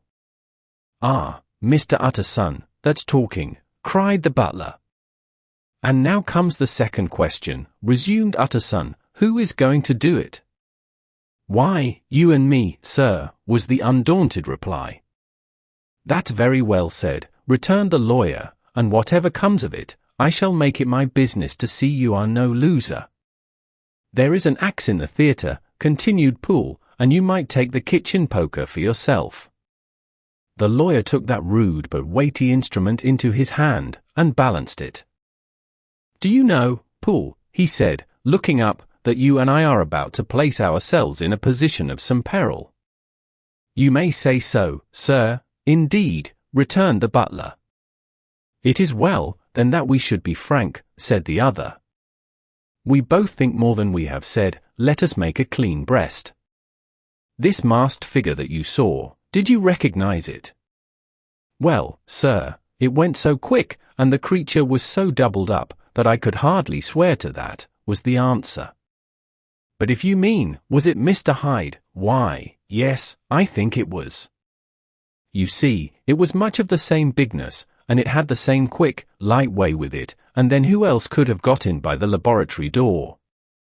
You have not forgot, sir, that at the time of the murder he had still the key with him? But that's not all.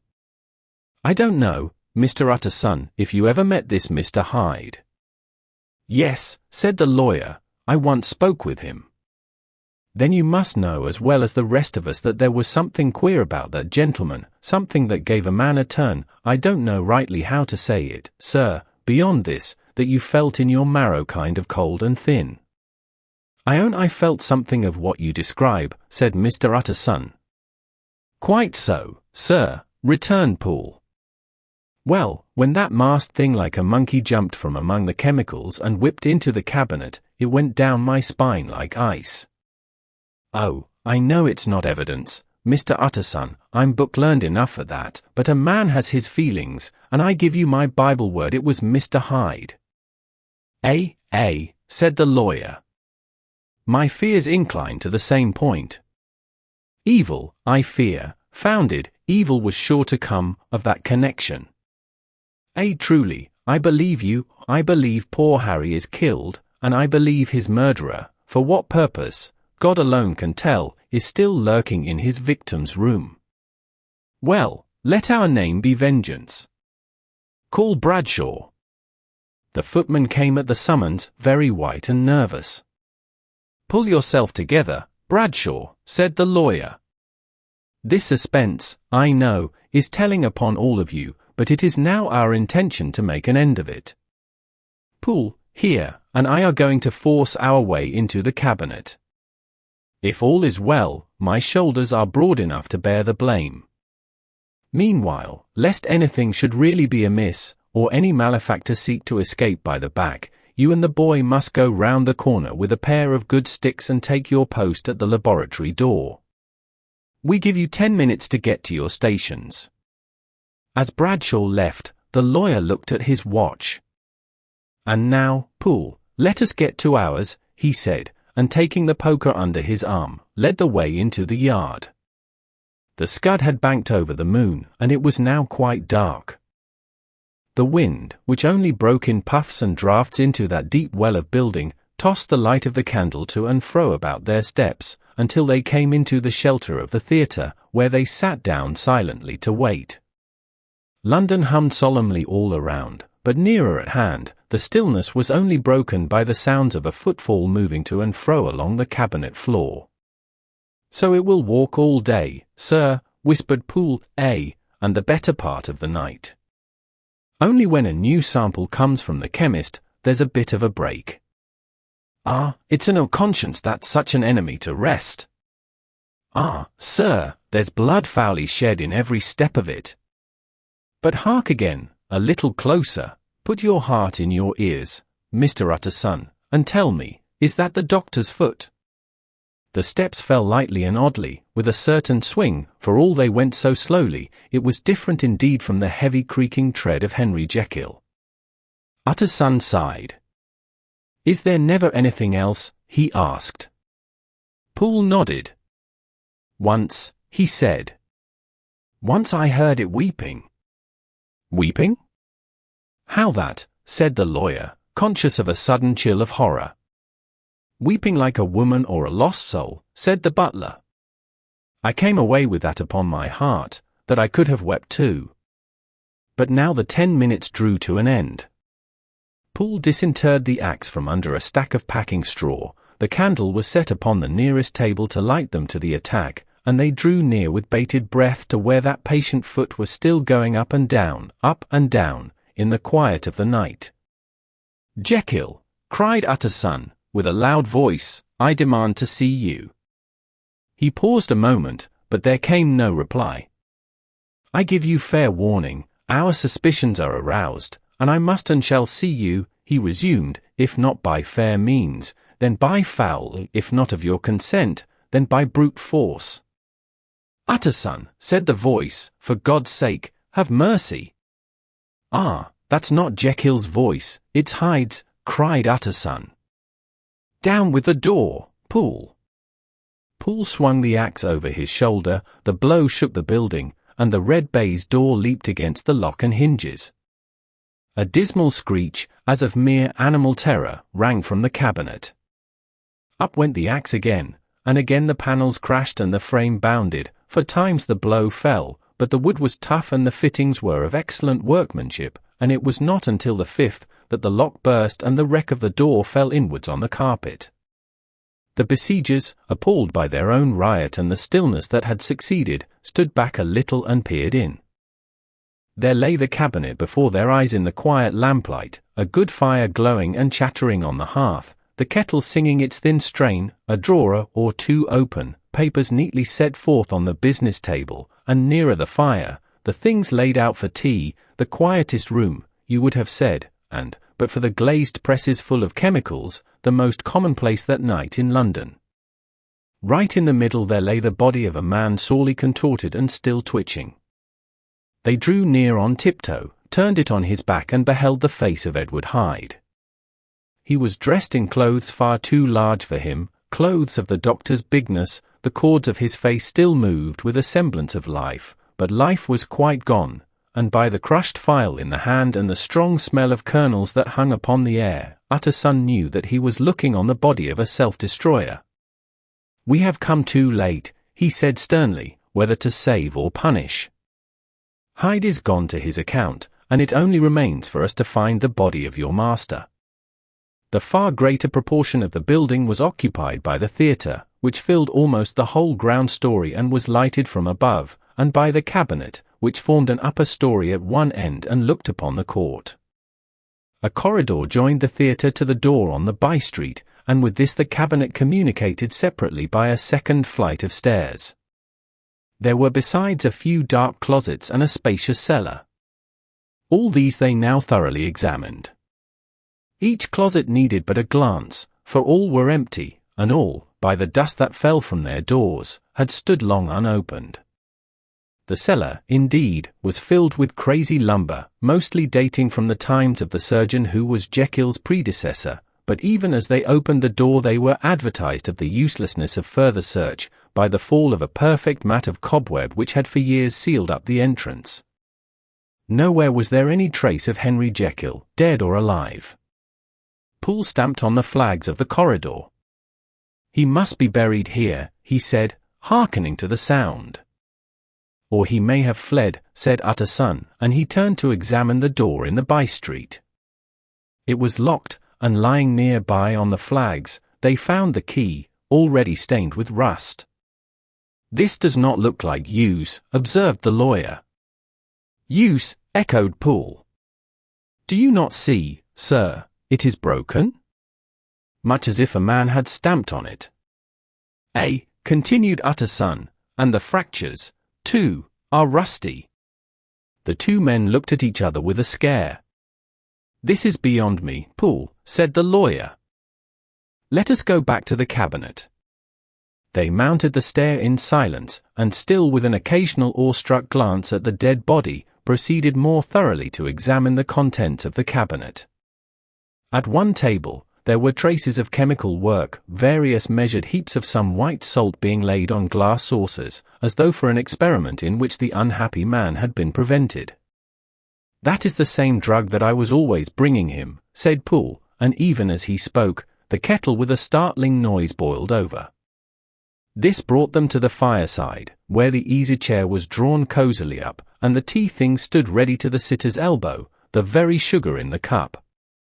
There were several books on a shelf, one lay beside the tea-things open, and Utterson was amazed to find it a copy of a pious work, for which Jekyll had several times expressed a great esteem, annotated, in his own hand with startling blasphemies.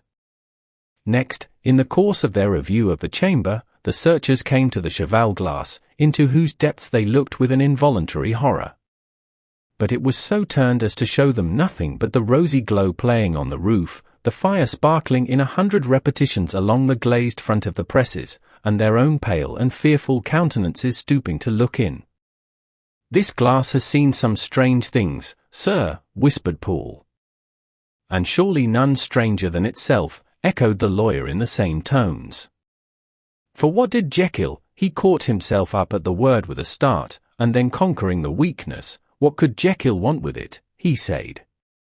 "You may say that," said Poole. Next they turned to the business table. On the desk, among the neat array of papers, a large envelope was uppermost, and bore, in the doctor's hand, the name of Mr. Utterson. The lawyer unsealed it, and several enclosures fell to the floor.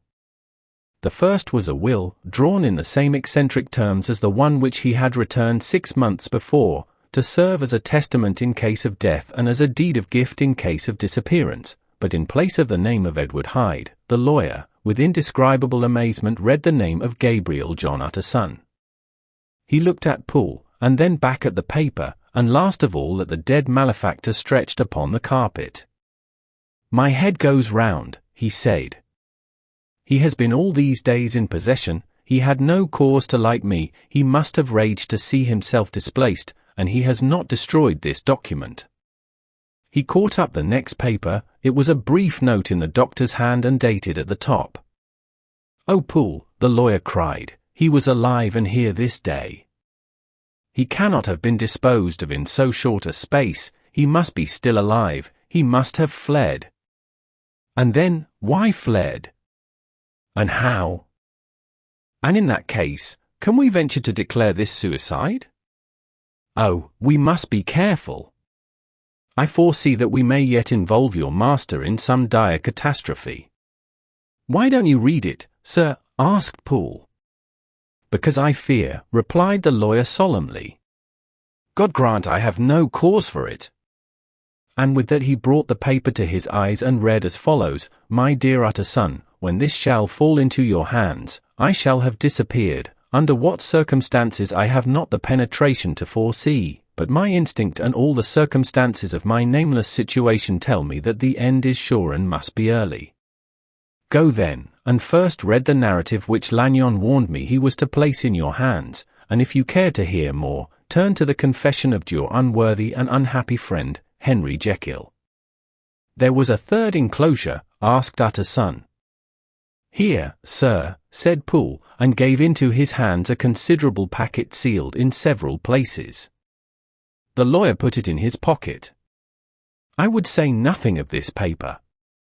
If your master has fled or is dead, we may at least save his credit. It is now 10, I must go home and read these documents in quiet, but I shall be back before midnight, when we shall send for the police." They went out, locking the door of the theatre behind them, and Utterson, once more leaving the servants gathered about the fire in the hall, trudged back to his office to read the 2 narratives in which this mystery was now to be explained. Dr. Lanyon's narrative on the 9th of January, now 4 days ago, I received by the evening delivery a registered envelope, addressed in the hand of my colleague and old school companion, Henry Jekyll. I was a good deal surprised by this, for we were by no means in the habit of correspondence. I had seen the man, dined with him, indeed, the night before, and I could imagine nothing in our intercourse that should justify formality of registration. The contents increased my wonder, for this is how the letter ran, the 10th of December, 18. "Dear Lanyon, you are one of my oldest friends, and although we may have differed at times on scientific questions, I cannot remember, at least on my side, any break in our affection. There was never a day when, if you had said to me, Jekyll, my life, my honor, my reason, depend upon you, I would not have sacrificed my left hand to help you. Lanyon, my life, my honor, my reason, are all at your mercy. If you fail me tonight, I am lost.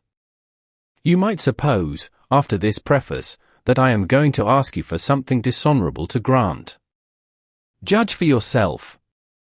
I want you to postpone all other engagements for tonight, even if you were summoned to the bedside of an emperor, to take a cab, unless your carriage should be actually at the door, and with this letter in your hand for consultation, to drive straight to my house. Poole, my butler, has his orders. You will find him waiting your arrival with a locksmith. The door of my cabinet is then to be forced, and you are to go in alone, to open the glazed press, letter E, on the left hand, breaking the lock if it be shut, and to draw out, with all its contents as they stand, the fourth drawer from the top or, which is the same thing, the third from the bottom. In my extreme distress of mind, I have a morbid fear of misdirecting you, but even if I am in error, you may know the right drawer by its contents, some powders, a file and a paper book. This drawer I beg of you to carry back with you to Cavendish Square exactly as it stands. That is the first part of the service. Now for the second. You should be back, if you set out at once on the receipt of this, long before midnight, but I will leave you that amount of margin, not only in the fear of one of those obstacles that can neither be prevented nor foreseen, but because an hour when your servants are in bed is to be preferred for what will then remain to do. At midnight, then, I have to ask you to be alone in your consulting room, to admit with your own hand into the house a man who will present himself in my name, and to place in his hands the drawer that you will have brought with you from my cabinet. Then you will have played your part and earned my gratitude completely. 5 minutes afterwards, if you insist upon an explanation, you will have understood that these arrangements are of capital importance, and that by the neglect of one of them, fantastic as they must appear, you might have charged your conscience with my death or the shipwreck of my reason.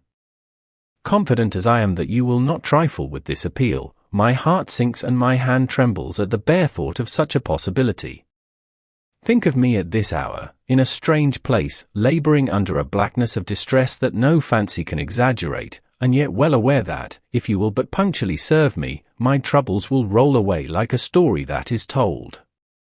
Serve me, my dear Lanyon, and saved your friend, H.J.P.S. I had already sealed this up when a fresh terror struck upon my soul. It is possible that the post office may fail me, and this letter not come into your hands until tomorrow morning. In that case, dear Lanyon, do my errand when it shall be most convenient for you in the course of the day, and once more expect my messenger at midnight. It may then already be too late, and if that night passes without event, you will know that you have seen the last of Henry Jekyll. Upon the reading of this letter, I made sure my colleague was insane, but till that was proved beyond the possibility of doubt, I felt bound to do as he requested. The less I understood of this farrago, the less I was in a position to judge of its importance, and an appeal so worded could not be set aside without a grave responsibility. I rose accordingly from table, got into a hansom, and drove straight to Jekyll's house. The butler was awaiting my arrival. He had received by the same post as mine a registered letter of instruction, and had sent at once for a locksmith and a carpenter. The tradesmen came while we were yet speaking, and we moved in a body to old Dr. Denman's surgical theatre, from which, as you are doubtless aware, Jekyll's private cabinet is most conveniently entered. The door was very strong, the lock excellent. The carpenter avowed he would have great trouble and have to do much damage, if force were to be used, and the locksmith was near despair. But this last was a handy fellow, and after 2 hours' work, the door stood open. The press marked E was unlocked, and I took out the drawer, had it filled up with straw and tied in a sheet, and returned with it to Cavendish Square. Here I proceeded to examine its contents.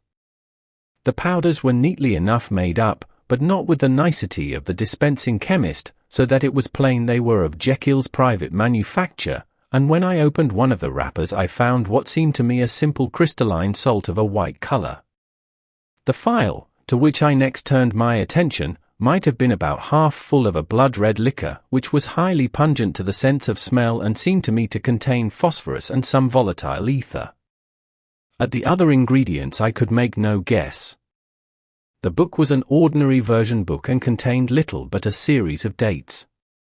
These covered a period of many years, but I observed that the entries ceased nearly a year ago and quite abruptly. Here and there a brief remark was appended to a date, usually no more than a single word, double occurring perhaps 6 times in a total of several hundred entries, and once very early in the list and followed by several marks of exclamation, total failure. All this, though it whetted my curiosity, told me little that was definite. Here were a phial of some salt, and the record of a series of experiments that had led, like too many of Jekyll's investigations, to no end of practical usefulness. How could the presence of these articles in my house affect either the honor, the sanity, or the life of my flighty colleague? If his messenger could go to one place, why could he not go to another? And even granting some impediment, why was this gentleman to be received by me in secret? The more I reflected, the more convinced I grew that I was dealing with a case of cerebral disease, and though I dismissed my servants to bed, I loaded an old revolver, that I might be found in some posture of self-defense. 12 o'clock had scarce rung out over London, ere the knocker sounded very gently on the door. I went myself at the summons, and found a small man crouching against the pillars of the portico. "Are you come from Dr. Jekyll?" I asked. He told me yes, by a constrained gesture, and when I had bidden him enter, he did not obey me without a searching backward glance into the darkness of the square.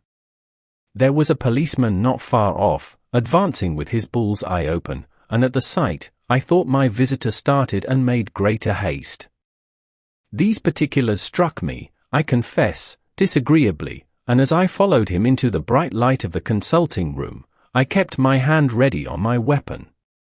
Here, at last, I had a chance of clearly seeing him. I had never set eyes on him before, so much was certain. He was small, as I have said. I was struck besides with the shocking expression of his face, with his remarkable combination of great muscular activity and great apparent debility of constitution, and, last but not least, with the odd, subjective disturbance caused by his neighborhood. This bore some resemblance to incipient rigor, and was accompanied by a marked sinking of the pulse. At the time, I set it down to some idiosyncratic, personal distaste, and merely wondered at the acuteness of the symptoms, but I have since had reason to believe the cause to lie much deeper in the nature of man, and to turn on some nobler hinge than the principle of hatred. This person, who had thus, from the first moment of his entrance, struck in me what I can only describe as a disgustful curiosity, was dressed in a fashion that would have made an ordinary person laughable. His clothes, that is to say, although they were of rich and sober fabric, were enormously too large for him in every measurement, the trousers hanging on his legs and rolled up to keep them from the ground, the waist of the coat below his haunches, and the collar sprawling wide upon his shoulders. Strange to relate, this ludicrous accoutrement was far from moving me to laughter. Rather, as there was something abnormal and misbegotten in the very essence of the creature that now faced me, something seizing, surprising, and revolting, this fresh disparity seemed but to fit in with and to reinforce it, so that to my interest in the man's nature and character, there was added a curiosity as to his origin, his life, his fortune and status in the world. These observations, though they have taken so great a space to be set down in, were yet the work of a few seconds. My visitor was, indeed, on fire with sombre excitement. "Have you got it?" he cried. "Have you got it?" And so lively was his impatience that he even laid his hand upon my arm and sought to shake me. I put him back, conscious at his touch of a certain icy pang along my blood. "Come, sir," said I, "you forget that I have not yet the pleasure of your acquaintance. Be seated, if you please." And I showed him an example, and sat down myself in my customary seat, and with as fair an imitation of my ordinary manner to a patient as the lateness of the hour, the nature of my preoccupations, and the horror I had of my visitor would suffer me to muster. "I beg your pardon, Dr. Lanyon," he replied civilly enough. "What you say is very well founded, and my impatience has shown its heels to my politeness.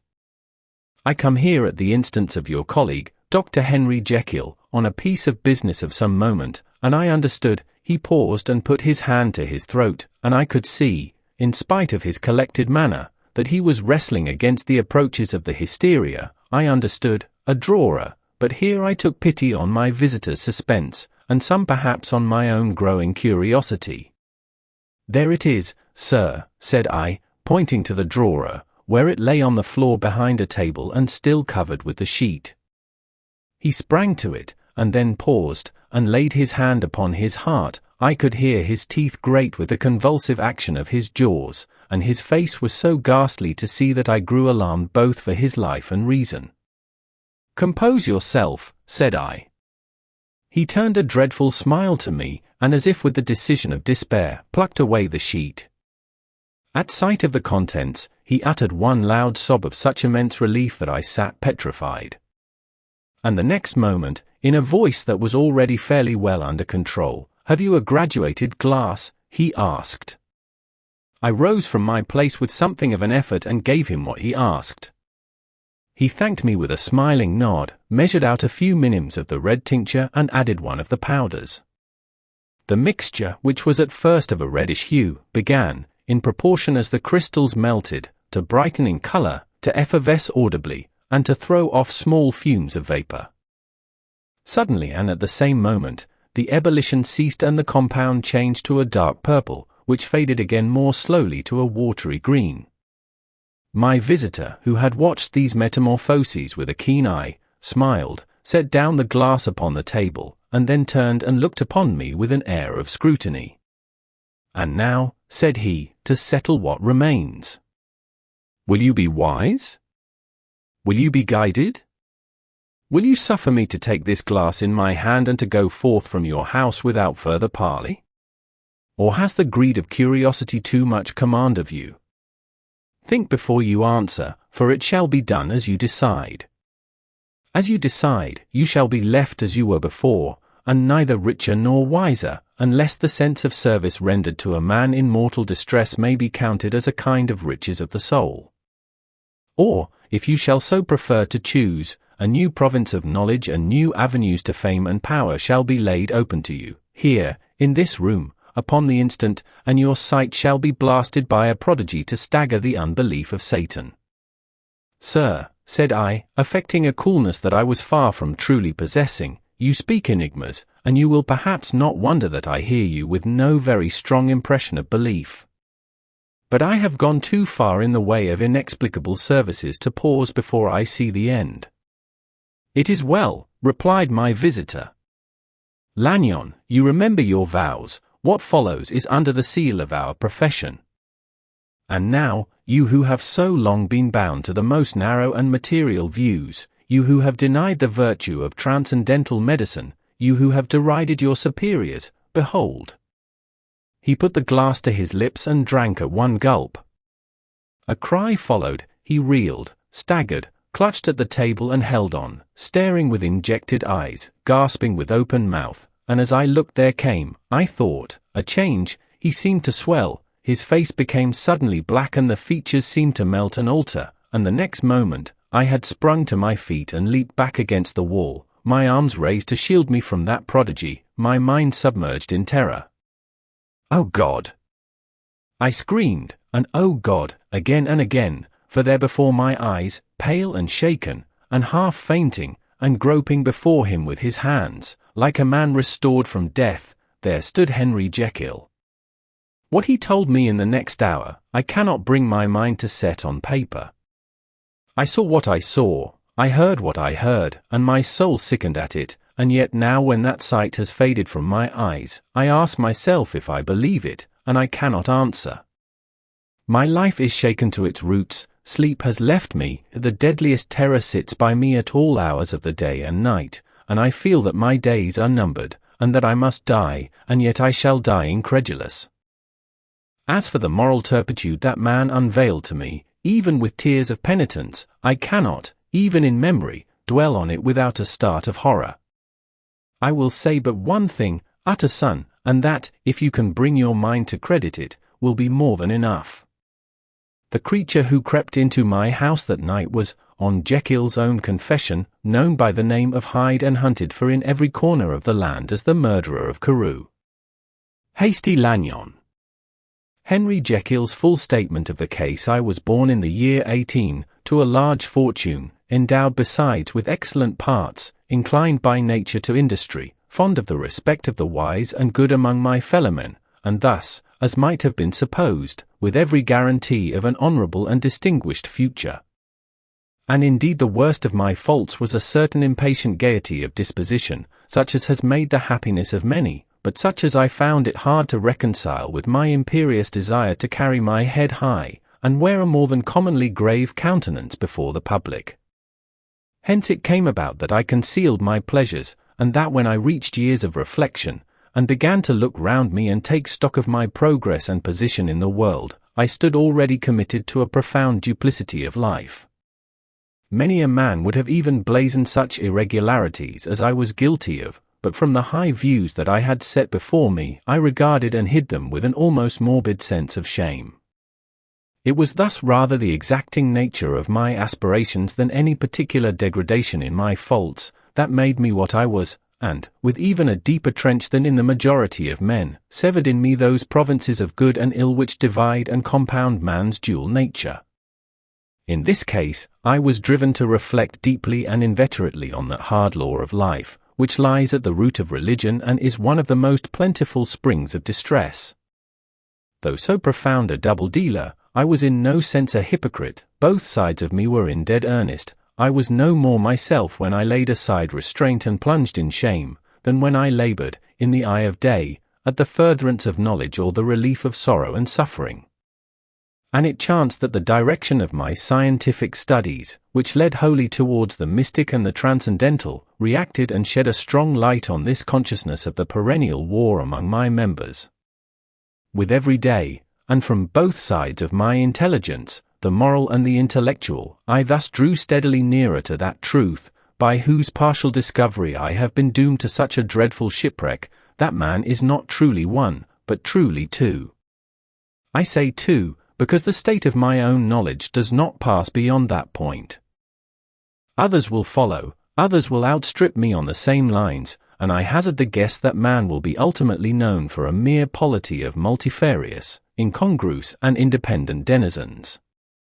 I, for my part, from the nature of my life, advanced infallibly in one direction and in one direction only. It was on the moral side, and in my own person, that I learned to recognize the thorough and primitive duality of man. I saw that, of the two natures that contended in the field of my consciousness, even if I could rightly be said to be either, it was only because I was radically both, and from an early date, even before the course of my scientific discoveries had begun to suggest the most naked possibility of such a miracle, I had learned to dwell with pleasure, as a beloved daydream, on the thought of the separation of these elements.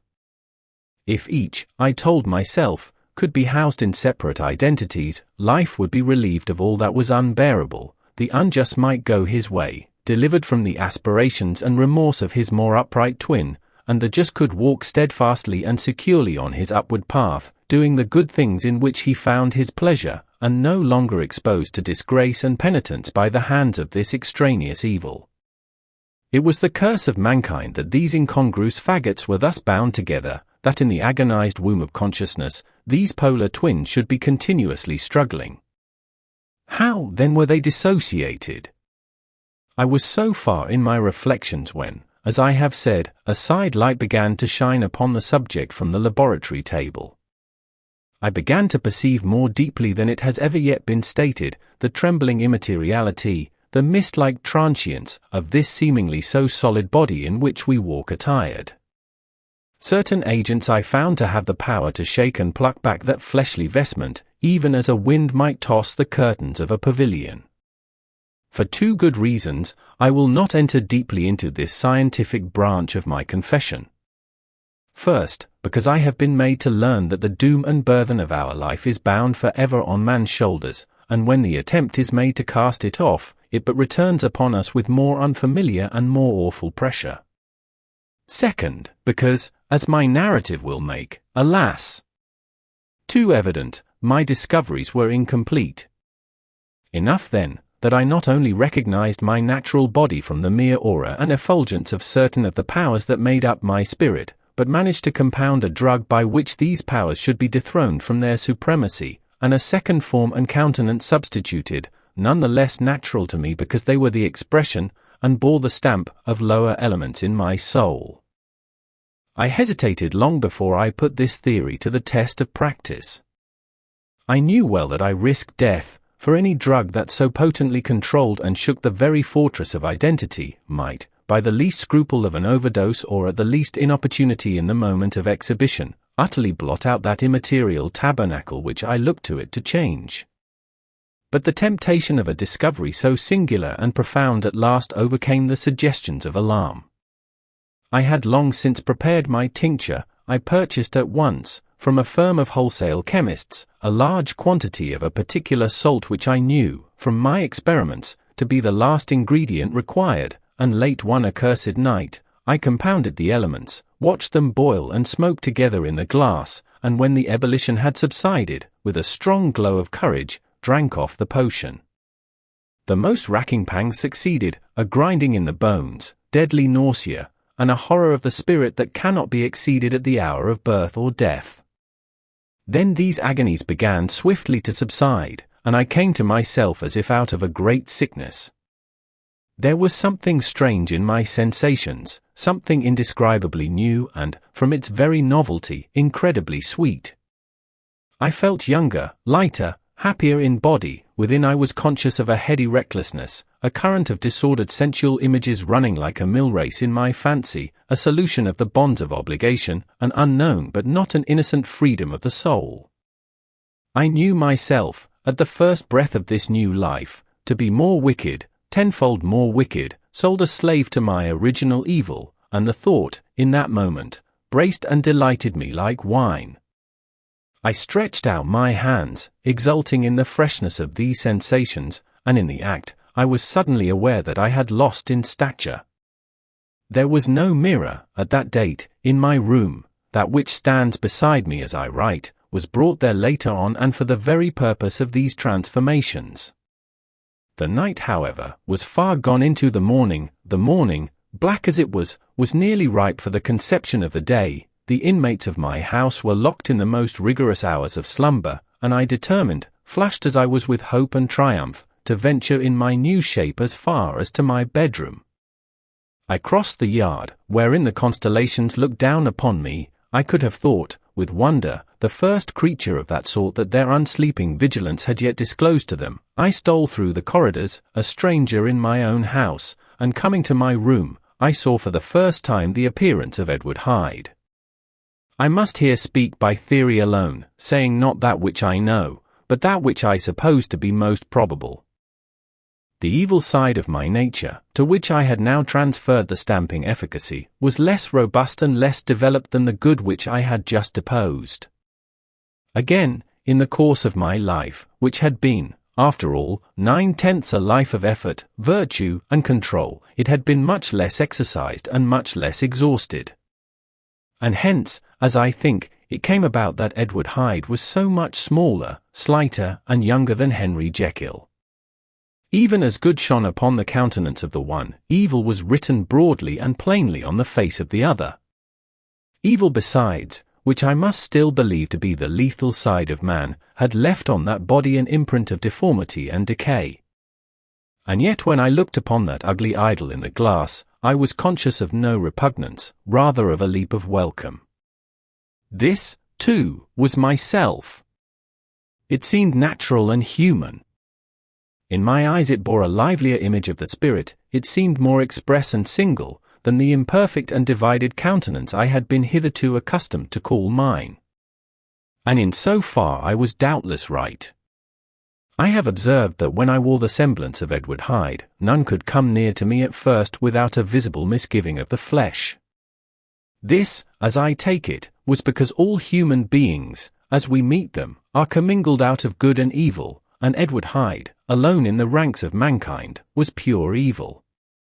I lingered but a moment at the mirror. The second and conclusive experiment had yet to be attempted. It yet remained to be seen if I had lost my identity beyond redemption and must flee before daylight from a house that was no longer mine, and hurrying back to my cabinet, I once more prepared and drank the cup, once more suffered the pangs of dissolution, and came to myself once more with the character, the stature, and the face of Henry Jekyll. That night I had come to the fatal crossroads. Had I approached my discovery in a more noble spirit, had I risked the experiment while under the empire of generous or pious aspirations, all must have been otherwise, and from these agonies of death and birth, I had come forth an angel instead of a fiend. The drug had no discriminating action, it was neither diabolical nor divine, it but shook the doors of the prison house of my disposition, and like the captives of Philippi, that which stood within ran forth. At that time my virtue slumbered, my evil, kept awake by ambition, was alert and swift to seize the occasion, and the thing that was projected was Edward Hyde. Hence, although I had now two characters as well as two appearances, one was wholly evil, and the other was still the old Henry Jekyll, that incongruous compound of whose reformation and improvement I had already learned to despair. The movement was thus wholly toward the worse. Even at that time, I had not conquered my aversion to the dryness of a life of study. I would still be merrily disposed at times, and as my pleasures were, to say the least, undignified, and I was not only well known and highly considered, but growing towards the elderly man, this incoherency of my life was daily growing more unwelcome. It was on this side that my new power tempted me until I fell in slavery. I had but to drink the cup, to doff at once the body of the noted professor, and to assume, like a thick cloak, that of Edward Hyde. I smiled at the notion, it seemed to me at the time to be humorous, and I made my preparations with the most studious care. I took and furnished that house in Soho, to which Hyde was tracked by the police, and engaged as a housekeeper a creature whom I knew well to be silent and unscrupulous. On the other side, I announced to my servants that a Mr. Hyde, whom I described, was to have full liberty and power about my house in the square, and to parry mishaps. I even called and made myself a familiar object, in my second character. I next drew up that will to which you so much objected, so that if anything befell me in the person of Dr. Jekyll, I could enter on that of Edward Hyde without pecuniary loss. And thus fortified, as I supposed, on every side, I began to profit by the strange immunities of my position. Men have before hired bravos to transact their crimes, while their own person and reputation sat under shelter. I was the first that ever did so for his pleasures. I was the first that could plod in the public eye with a load of genial respectability, and in a moment, like a schoolboy, strip off these lendings and spring headlong into the sea of liberty. But for me, in my impenetrable mantle, the safety was complete. Think of it, I did not even exist. Let me but escape into my laboratory door, give me but a second or two to mix and swallow the draught that I had always standing ready, and whatever he had done, Edward Hyde would pass away like the stain of breath upon a mirror, and there in his stead, quietly at home, trimming the midnight lamp in his study, a man who could afford to laugh at suspicion, would be Henry Jekyll. The pleasures which I made haste to seek in my disguise were, as I have said, undignified. I would scarce use a harder term. But in the hands of Edward Hyde, they soon began to turn toward the monstrous. When I would come back from these excursions, I was often plunged into a kind of wonder at my vicarious depravity. This familiar that I called out of my own soul, and sent forth alone to do his good pleasure, was a being inherently malign and villainous, his every act and thought centered on self, drinking pleasure with bestial avidity from any degree of torture to another, relentless like a man of stone. Henry Jekyll stood at times aghast before the acts of Edward Hyde, but the situation was apart from ordinary laws, and insidiously relaxed the grasp of conscience. It was Hyde, after all, and Hyde alone, that was guilty. Jekyll was no worse. He woke again to his good qualities seemingly unimpaired. He would even make haste, where it was possible, to undo the evil done by Hyde.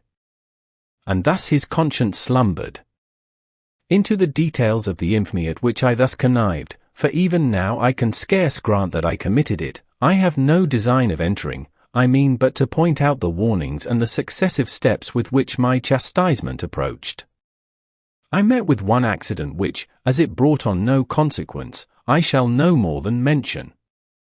An act of cruelty to a child aroused against me the anger of a passer-by, whom I recognized the other day in the person of your kinsman. The doctor and the child's family joined him. There were moments when I feared for my life, and at last, in order to pacify their too just resentment, Edward Hyde had to bring them to the door, and pay them in a cheque drawn in the name of Henry Jekyll. But this danger was easily eliminated from the future by opening an account at another bank in the name of Edward Hyde himself, and when, by sloping my own hand backward, I had supplied my double with a signature, I thought I sat beyond the reach of fate. Some 2 months before the murder of Sir Danvers, I had been out for one of my adventures, had returned at a late hour, and woke the next day in bed with somewhat odd sensations. It was in vain I looked about me, in vain I saw the decent furniture and tall proportions of my room in the square, in vain that I recognized the pattern of the bed curtains and the design of the mahogany frame. Something still kept insisting that I was not where I was, that I had not wakened where I seemed to be, but in the little room in Soho where I was accustomed to sleep in the body of Edward Hyde. I smiled to myself, and in my psychological way, began lazily to inquire into the elements of this illusion, occasionally, even as I did so, dropping back into a comfortable morning doze. I was still so engaged when, in one of my more wakeful moments, my eyes fell upon my hand. Now the hand of Henry Jekyll, as you have often remarked, was professional in shape and size. It was large, firm, white and comely. But the hand which I now saw, clearly enough, in the yellow light of a mid-London morning, lying half shut on the bedclothes, was lean, corded, knuckly, of a dusky pallor and thickly shaded with a swart growth of hair. It was the hand of Edward Hyde.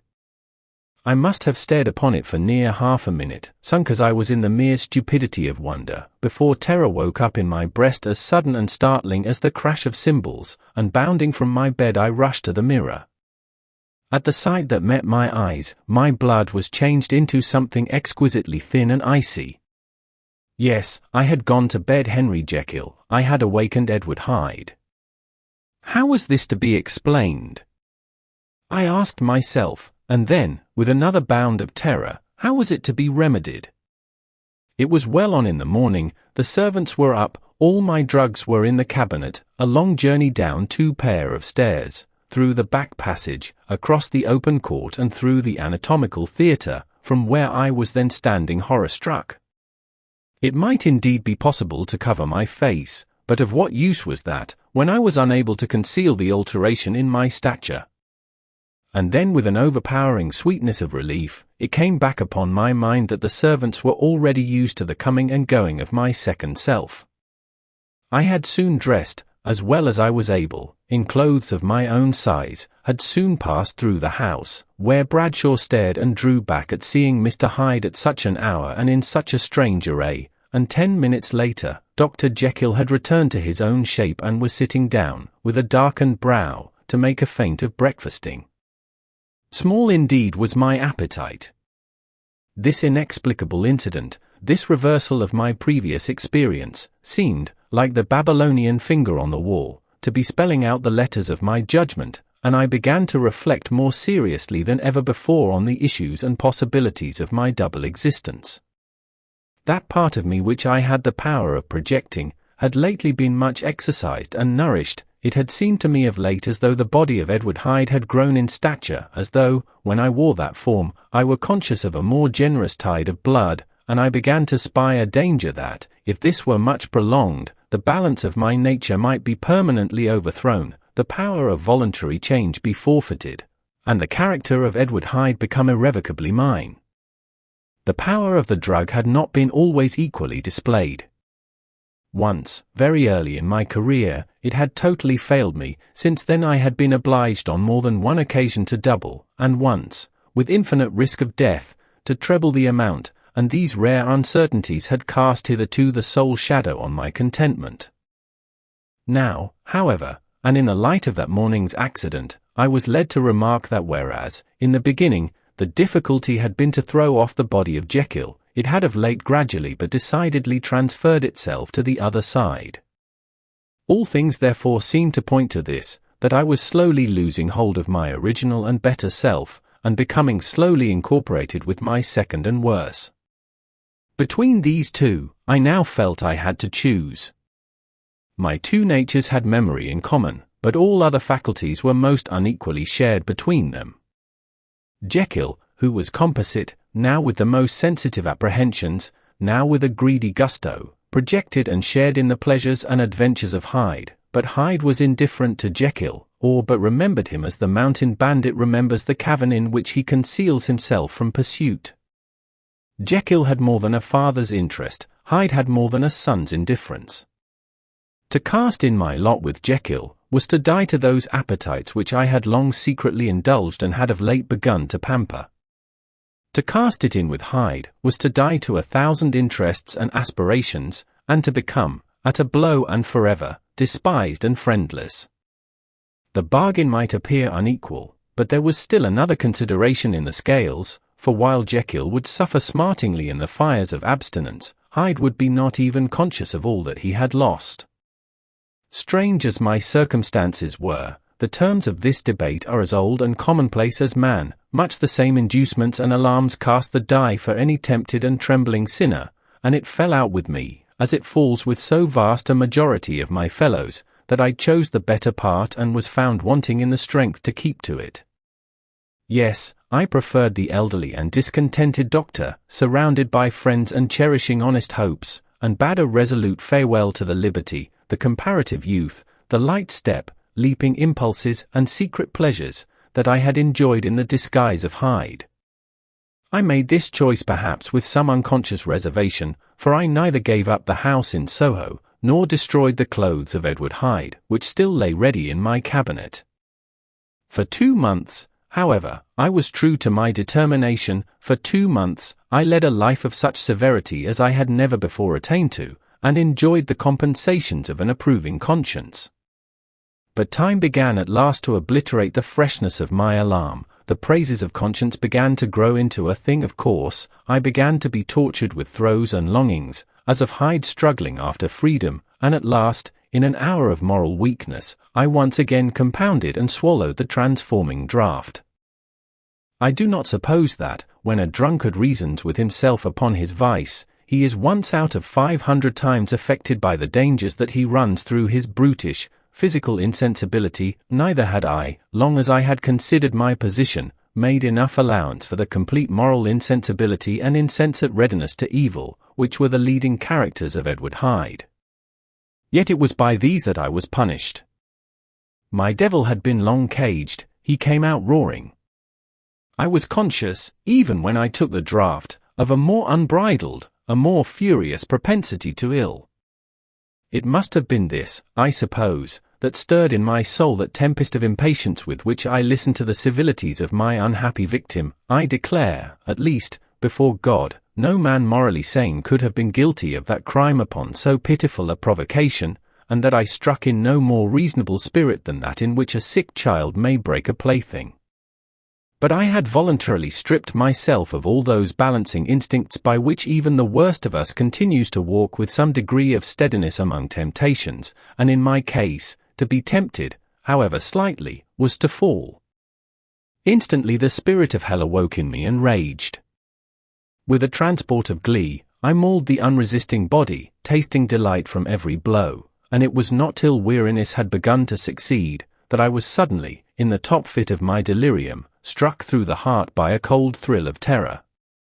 A mist dispersed, I saw my life to be forfeit, and fled from the scene of these excesses, at once glorying and trembling, my lust of evil gratified and stimulated, my love of life screwed to the topmost peg.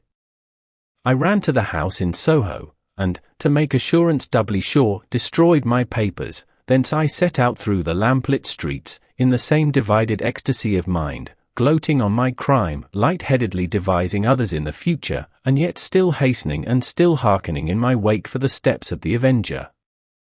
Hyde had a song upon his lips as he compounded the draught, and as he drank it, pledged the dead man. The pangs of transformation had not done tearing him, before Henry Jekyll, with streaming tears of gratitude and remorse, had fallen upon his knees and lifted his clasped hands to God. The veil of self-indulgence was rent from head to foot. I saw my life as a whole. I followed it up from the days of childhood, when I had walked with my father's hand, and through the self-denying toils of my professional life, to arrive again and again, with the same sense of unreality, at the damned horrors of the evening. I could have screamed aloud. I sought with tears and prayers to smother down the crowd of hideous images and sounds with which my memory swarmed against me, and still, between the petitions, the ugly face of my iniquity stared into my soul. As the acuteness of this remorse began to die away, it was succeeded by a sense of joy. The problem of my conduct was solved. Hyde was thenceforth impossible, whether I would or not. I was now confined to the better part of my existence, and oh, how I rejoiced to think of it! With what willing humility I embraced anew the restrictions of natural life! With what sincere renunciation I locked the door by which I had so often gone and come, and ground the key under my heel! The next day came the news that the murder had not been overlooked, that the guilt of Hyde was patent to the world, and that the victim was a man high in public estimation. It was not only a crime, it had been a tragic folly.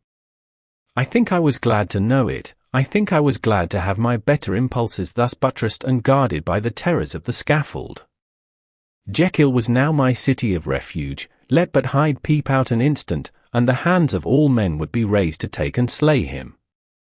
I resolved in my future conduct to redeem the past, and I can say with honesty that my resolve was fruitful of some good. You know yourself how earnestly, in the last months of the last year, I labored to relieve suffering. You know that much was done for others, and that the days passed quietly, almost happily for myself.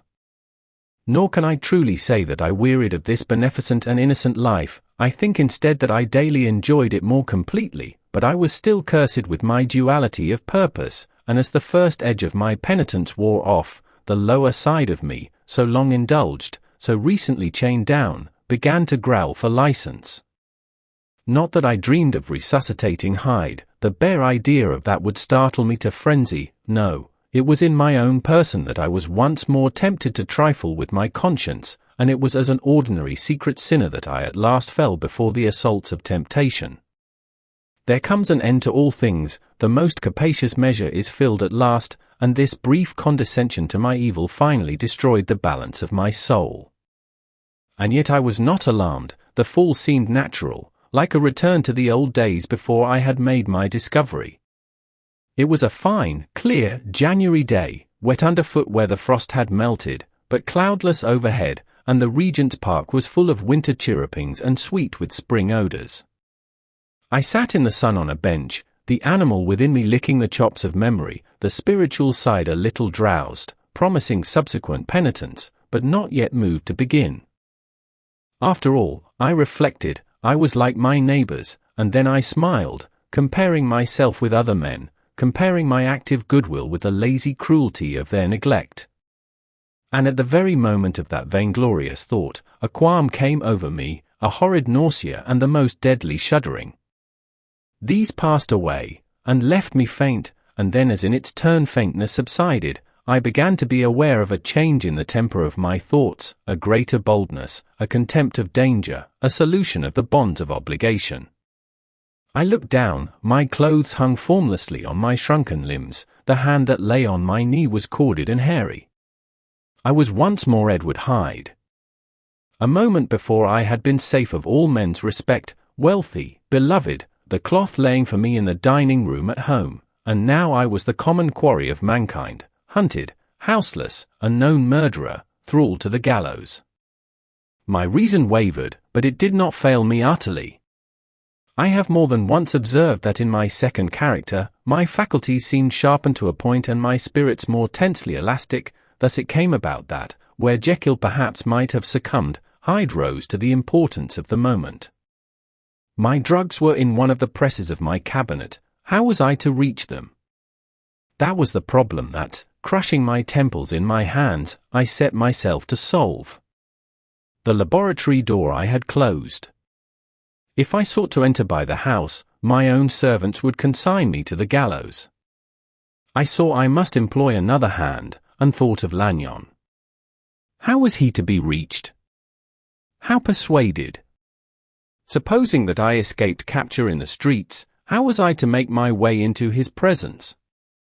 And how should I, an unknown and displeasing visitor, prevail on the famous physician to rifle the study of his colleague, Dr. Jekyll? Then I remembered that of my original character. One part remained to me. I could write my own hand, and once I had conceived that kindling spark, the way that I must follow became lighted up from end to end. Thereupon, I arranged my clothes as best I could, and summoning a passing hansom, drove to an hotel in Portland Street, the name of which I chanced to remember. At my appearance, which was indeed comical enough, however tragic a fate these garments covered, the driver could not conceal his mirth. I gnashed my teeth upon him with a gust of devilish fury, and the smile withered from his face, happily for him, yet more happily for myself, for in another instant I had certainly dragged him from his perch. At the inn, as I entered, I looked about me with so black a countenance as made the attendants tremble. Not a look did they exchange in my presence, but obsequiously took my orders, led me to a private room, and brought me wherewithal to write. Hyde in danger of his life was a creature new to me, shaken with inordinate anger, strung to the pitch of murder, lusting to inflict pain. Yet the creature was astute, mastered his fury with a great effort of the will, composed his 2 important letters, one to Lanyon and one to Poole, and that he might receive actual evidence of their being posted, sent them out with directions that they should be registered. Thenceforward, he sat all day over the fire in the private room, gnawing his nails. There he dined, sitting alone with his fears, the waiter visibly quailing before his eye, and thence, when the night was fully come, he set forth in the corner of a closed cab, and was driven to and fro about the streets of the city. He, I say, I cannot say, that child of hell had nothing human, nothing lived in him but fear and hatred. And when at last, thinking the driver had begun to grow suspicious, he discharged the cab and ventured on foot, attired in his misfitting clothes, an object marked out for observation, into the midst of the nocturnal passengers, these 2 base passions raged within him like a tempest. He walked fast, hunted by his fears, chattering to himself, skulking through the less frequented thoroughfares, counting the minutes that still divided him from midnight. Once a woman spoke to him, offering, I think, a box of lights. He smote her in the face, and she fled. When I came to myself at Lanyon's, the horror of my old friend perhaps affected me somewhat. I do not know, it was at least but a drop in the sea to the abhorrence with which I look back upon these hours. A change had come over me. It was no longer the fear of the gallows, it was the horror of being Hyde that racked me. I received Lanyon's condemnation partly in a dream. It was partly in a dream that I came home to my own house and got into bed. I slept after the prostration of the day, with a stringent and profound slumber which not even the nightmares that wrung me could avail to break. I awoke in the morning shaken, weakened, but refreshed. I still hated and feared the thought of the brute that slept within me, and I had not of course forgotten the appalling dangers of the day before, but I was once more at home, in my own house and close to my drugs, and gratitude for my escape shone so strong in my soul that it almost rivaled the brightness of hope. I was stepping leisurely across the court after breakfast, drinking the chill of the air with pleasure, when I was seized again with those indescribable sensations that heralded the change, and I had but the time to gain the shelter of my cabinet, before I was once again raging and freezing with the passions of Hyde. It took on this occasion a double dose to recall me to myself, and alas! 6 hours after, as I sat looking sadly in the fire, the pangs returned, and the drug had to be re-administered. In short, from that day forth it seemed only by a great effort as of gymnastics, and only under the immediate stimulation of the drug, that I was able to wear the countenance of Jekyll. At all hours of the day and night, I would be taken with the premonitory shudder. Above all, if I slept, or even dozed for a moment in my chair, it was always as Hyde that I awakened. Under the strain of this continually impending doom, and by the sleeplessness to which I now condemned myself, even beyond what I had thought possible to man, I became, in my own person, a creature eaten up and emptied by fever, languidly weak both in body and mind, and solely occupied by one thought, the horror of my other self. But when I slept, or when the virtue of the medicine wore off, I would leap almost without transition, for the pangs of transformation grew daily less marked, into the possession of a fancy brimming with images of terror, a soul boiling with causeless hatreds, and a body that seemed not strong enough to contain the raging energies of life. The powers of Hyde seemed to have grown with the sickliness of Jekyll.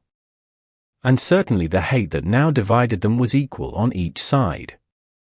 With Jekyll, it was a thing of vital instinct. He had now seen the full deformity of that creature that shared with him some of the phenomena of consciousness, and was co-heir with him to death, and beyond these links of community, which in themselves made the most poignant part of his distress, he thought of Hyde, for all his energy of life, as of something not only hellish but inorganic. This was the shocking thing, that the slime of the pit seemed to utter cries and voices, that the amorphous dust gesticulated and sinned, that what was dead, and had no shape, should usurp the offices of life. And this again, that insurgent horror was knit to him closer than a wife, closer than an eye, lay caged in his flesh, where he heard it mutter and felt it struggle to be born, and at every hour of weakness, and in the confidence of slumber, prevailed against him, and deposed him out of life. The hatred of Hyde for Jekyll was of a different order.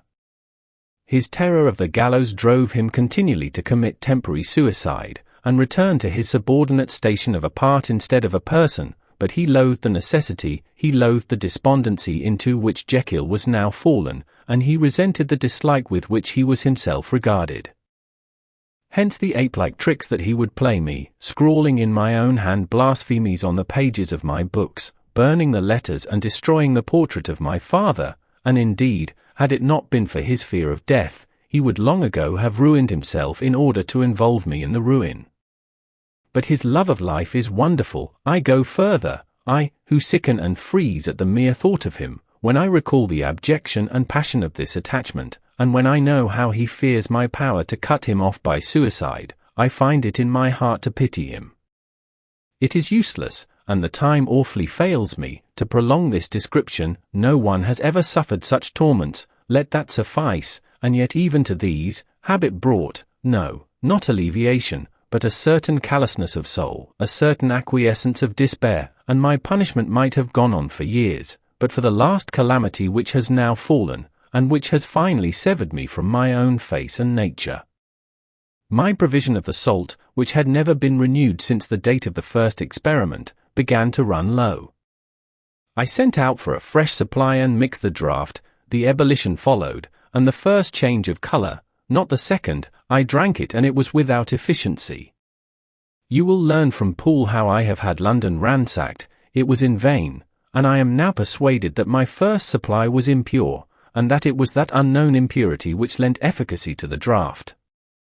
About a week has passed, and I am now finishing this statement under the influence of the last of the old powders. This, then, is the last time, short of a miracle, that Henry Jekyll can think his own thoughts or see his own face, now how sadly altered, in the glass. Nor must I delay too long to bring my writing to an end, for if my narrative has hitherto escaped destruction, it has been by a combination of great prudence and great good luck. Should the throes of change take me in the act of writing it, Hyde will tear it in pieces, but if some time shall have elapsed after I have laid it by, his wonderful selfishness and circumscription to the moment will probably save it once again from the action of his ape-like spite. And indeed the doom that is closing on us both has already changed and crushed him. Half an hour from now, when I shall again and forever range you that hated personality, I know how I shall sit shuddering and weeping in my chair, or continue, with the most strained and fear-struck ecstasy of listening, to pace up and down this room, my last earthly refuge, and give ear to every sound of menace. Will Hyde die upon the scaffold? Or will he find courage to release himself at the last moment? God knows, I am careless, this is my true hour of death, and what is to follow concerns another than myself. Here then, as I lay down the pen and proceed to seal up my confession, I bring the life of that unhappy Henry Jekyll to an end.